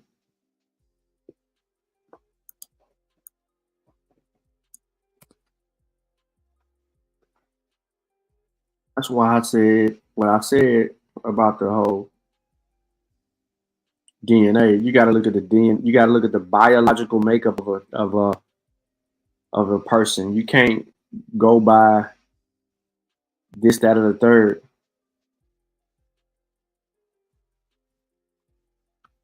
Can't. Hold on, let me go back to a point. I gotta laugh real quick. It's out right now on YouTube. This John Jacob Astor. This Astor family, they are trying to prove to you are white with these white descendants. Mm-hmm. So could you please share that with these young brothers about the whitewashing that we don't seem to be clearly understanding, and even these European names they want to try to tell you is your slave masters, they originated in the Americas. Go ahead, bro. Yeah, I'm about to get it back into the video. I'm just going to say this, and I'm going to get back into the video. In the 1600s, who you think is Europeans is white people. I mean, black people. Now, a lot of them are fleeing persecution of Christianity, right? A lot of them, right? But there are some exceptions. And that's why they call them pilgrims. Go ahead. Yeah. And that's an exception to the rule, right? But understand this, right? The Europeans that came in were Slavics. They were Slavic. They weren't even calling them Europeans at that point in time because they weren't no citizens of nowhere. They're not indigenous nowhere. That's why when they came here, they're not indigenous. But what happened is that, let's get into the video. We can get back to that, man. Peace to God, peace to God. Peace. Kings, first of all, the folks that are dead look different than the folks that are in the chair. I'm just doing the same look-a-ship he is. All right, yo. And see Reggie comment. See Reggie comment. I mean, come on. If Reggie says this, that means I won. Y'all know that. If Reggie says it's a tie, that means I won. I know why Reggie's mad at me. Reggie spent a month at it.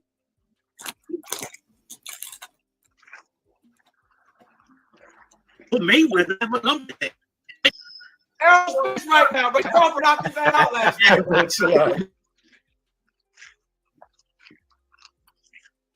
Well, your head is a knot right now, bro. The debate. Like, I lumped you up, bro. Hey, everybody on this panel know I lumped you up today, bro. Bad, bro. All right, hold on. I want to get the my man right here. How you pronounce your name, brother? K apostrophe N. Kien. Kien. Yeah, you can go. You say Ken. Ken works. All right, Ken. What do you think about the debate, man? What do you think? So I do admit that the Inca stone. But But then let's go down here. But following a BBC special critical of the stones in 1973, Lucia admitted to carving the stones in himself and artificially aging them in order to pass them off as ancient artifacts. He said very confidently that when you look at the Jesuit, by the way, it's Jesuit letters, descriptive understanding of what the people look like here. Now, this thing would say now descriptive the reference Ethiopian saying that everyone is Ethiopian, or they appear in appearances to look like what would be called Ethiopians. And why did they use the word Ethiopian at that time? Because it was a description. Ethiopian just means dark, burnt people. So it's like it's a description thing. So that's why he used it. And that's why a lot of these people is using these descriptions to give you a descriptive understanding of what the people look like here. Now, this thing would say, now you got some people who are actually archaeologists, right? Who saying that the Inca stones is real. Some of them are real. Because it was a description. Ethiopian just means dark. The reference Ethiopian saying that everyone is Ethiopian, or they appear in appearances to look like what would be called Ethiopians. And why did they use the word Ethiopian at that time? Because it was a description. Ethiopian just means dark, burnt people. So it's like it's a description thing. So that's why he used it. And that's why a lot of these people is using these descriptions to give you a descriptive understanding of what the people look like here. Now, this thing would say,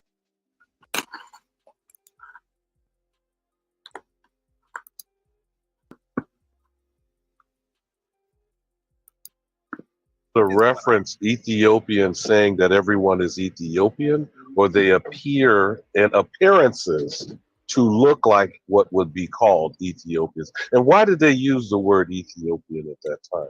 Because it was a description. Ethiopian just means dark, burnt people. So it's like it's a description thing. So that's why he used it. And that's why a lot of these people is using these descriptions to give you a descriptive understanding of what the people look like here. Now, this thing would say, now you got some people who are actually archaeologists, right? Who saying that the Inca stones is real. Some of them are real. And see, that's what Ali Muhammad should have had up there. The ones, the same people with the credentials who are archaeologists. Jabari not an archaeologist. The person who's refuting the information is an archaeologist. So now you have to find an actual archaeologist to say that And that means we have to have competing white scholars, right? Because of course the white man's ice is cold. And if you don't have someone considered to be a supposed European certified scholar from these same institutions that are confiscating and suppressing the information, doesn't the British Museum, the Louvre, the Vatican have tremendous vaults of shit that's still not being revealed to the public? Isn't the Mormon church sitting on something that's called Iron Mountain and a fucking vault of over billions? Alabama, that's the and we point still I have made no earlier, idea brother. what the hell they have accumulated. Go ahead, Big And Dog. also, you know, the point that Alabama made is an excellent point. And also that nobody ain't saying their origin. It's only our origin. Nobody ain't talking about their origin. Go ahead, y'all got.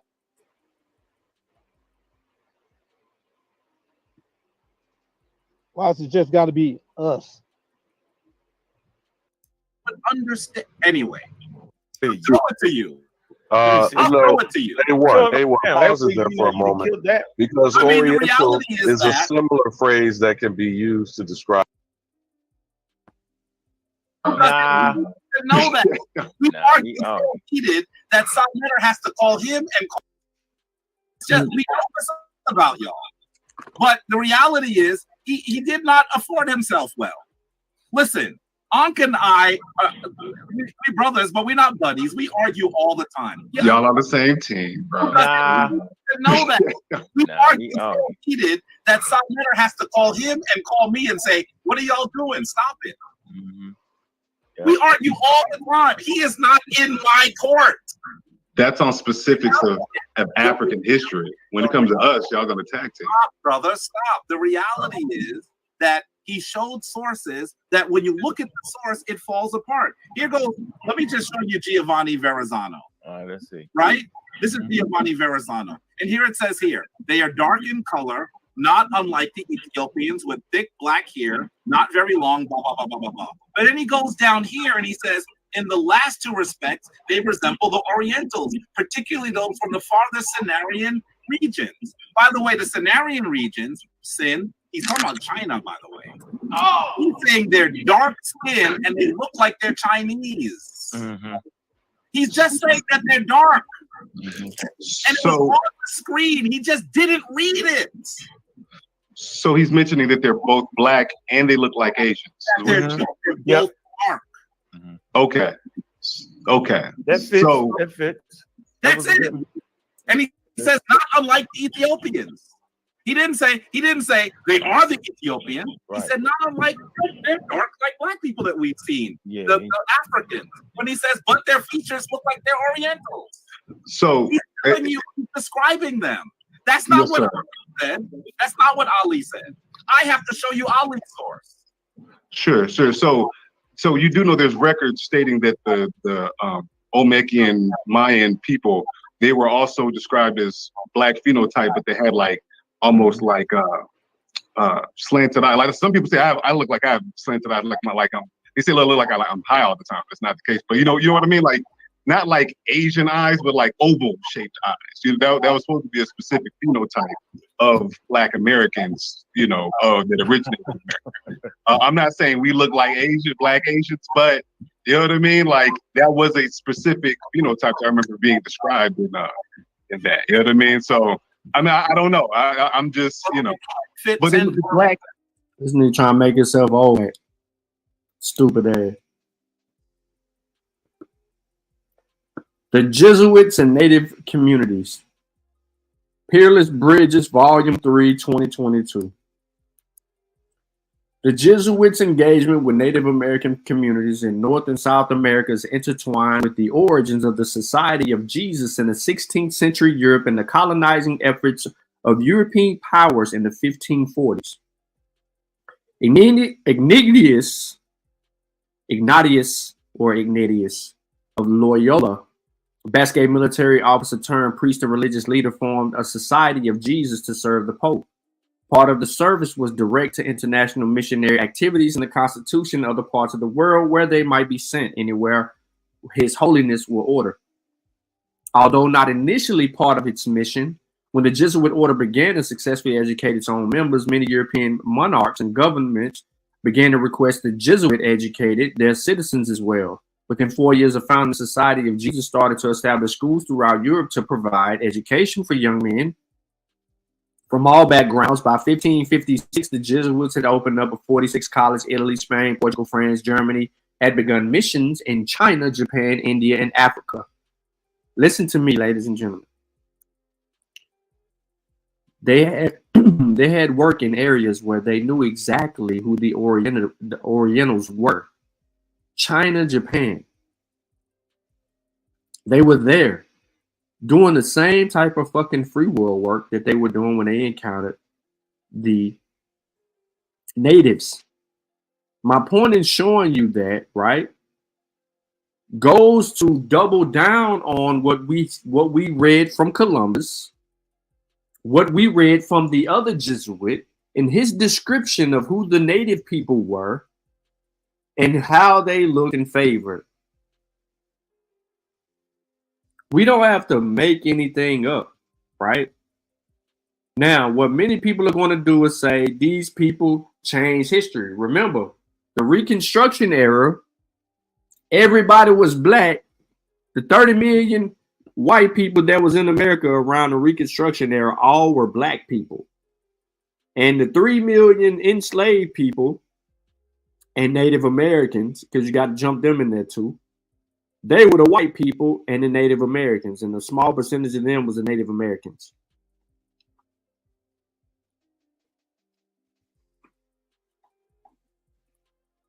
This is the story. This is what they're sticking to, and this is how they're reversing history. They are denying historical record, actual sources. And then they are implying that because they lied about this, that, or the third, or they painted Jesus white. Who gives a fuck about Jesus? Jesus is white. He white.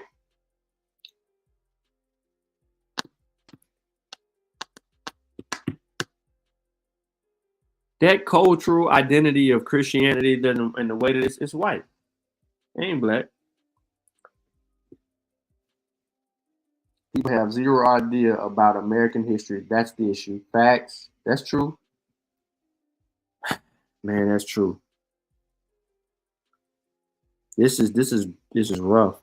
But we have numerous accounts. Basically, I brought this source up because I wanted to show everybody that there's numerous accounts of Jesuit and Native American interaction and communication. And those examples are long. They're super long. Long to the point that some of the Native American populations have been victimized by the same shit that Africans and African Americans have been subjected to. The stigmatism of whiteness and the belief systems. But like I argued earlier, right? These Native American, the Amerindians, the people that populated the Americas first, carry genetic traits that are unknown to us. Unknown to us.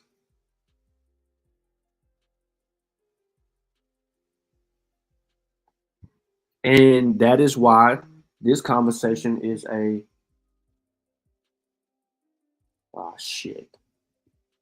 this is a biological conversation and not just I'm gonna talk and make up shit conversation. So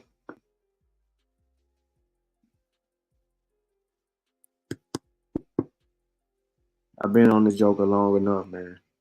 I appreciate everybody tapping in. Please make sure you like, share, subscribe. Sutek's supposed to be back today with some more shit. Make sure y'all tap in, lock in the Kofi Pie Side research team. Find us on Kofi Pie Side TV on YouTube. Get ready for Sutek round 3. And we're gonna make some shit happen. So y'all know the rules. Spears are flying, pseudos are crying.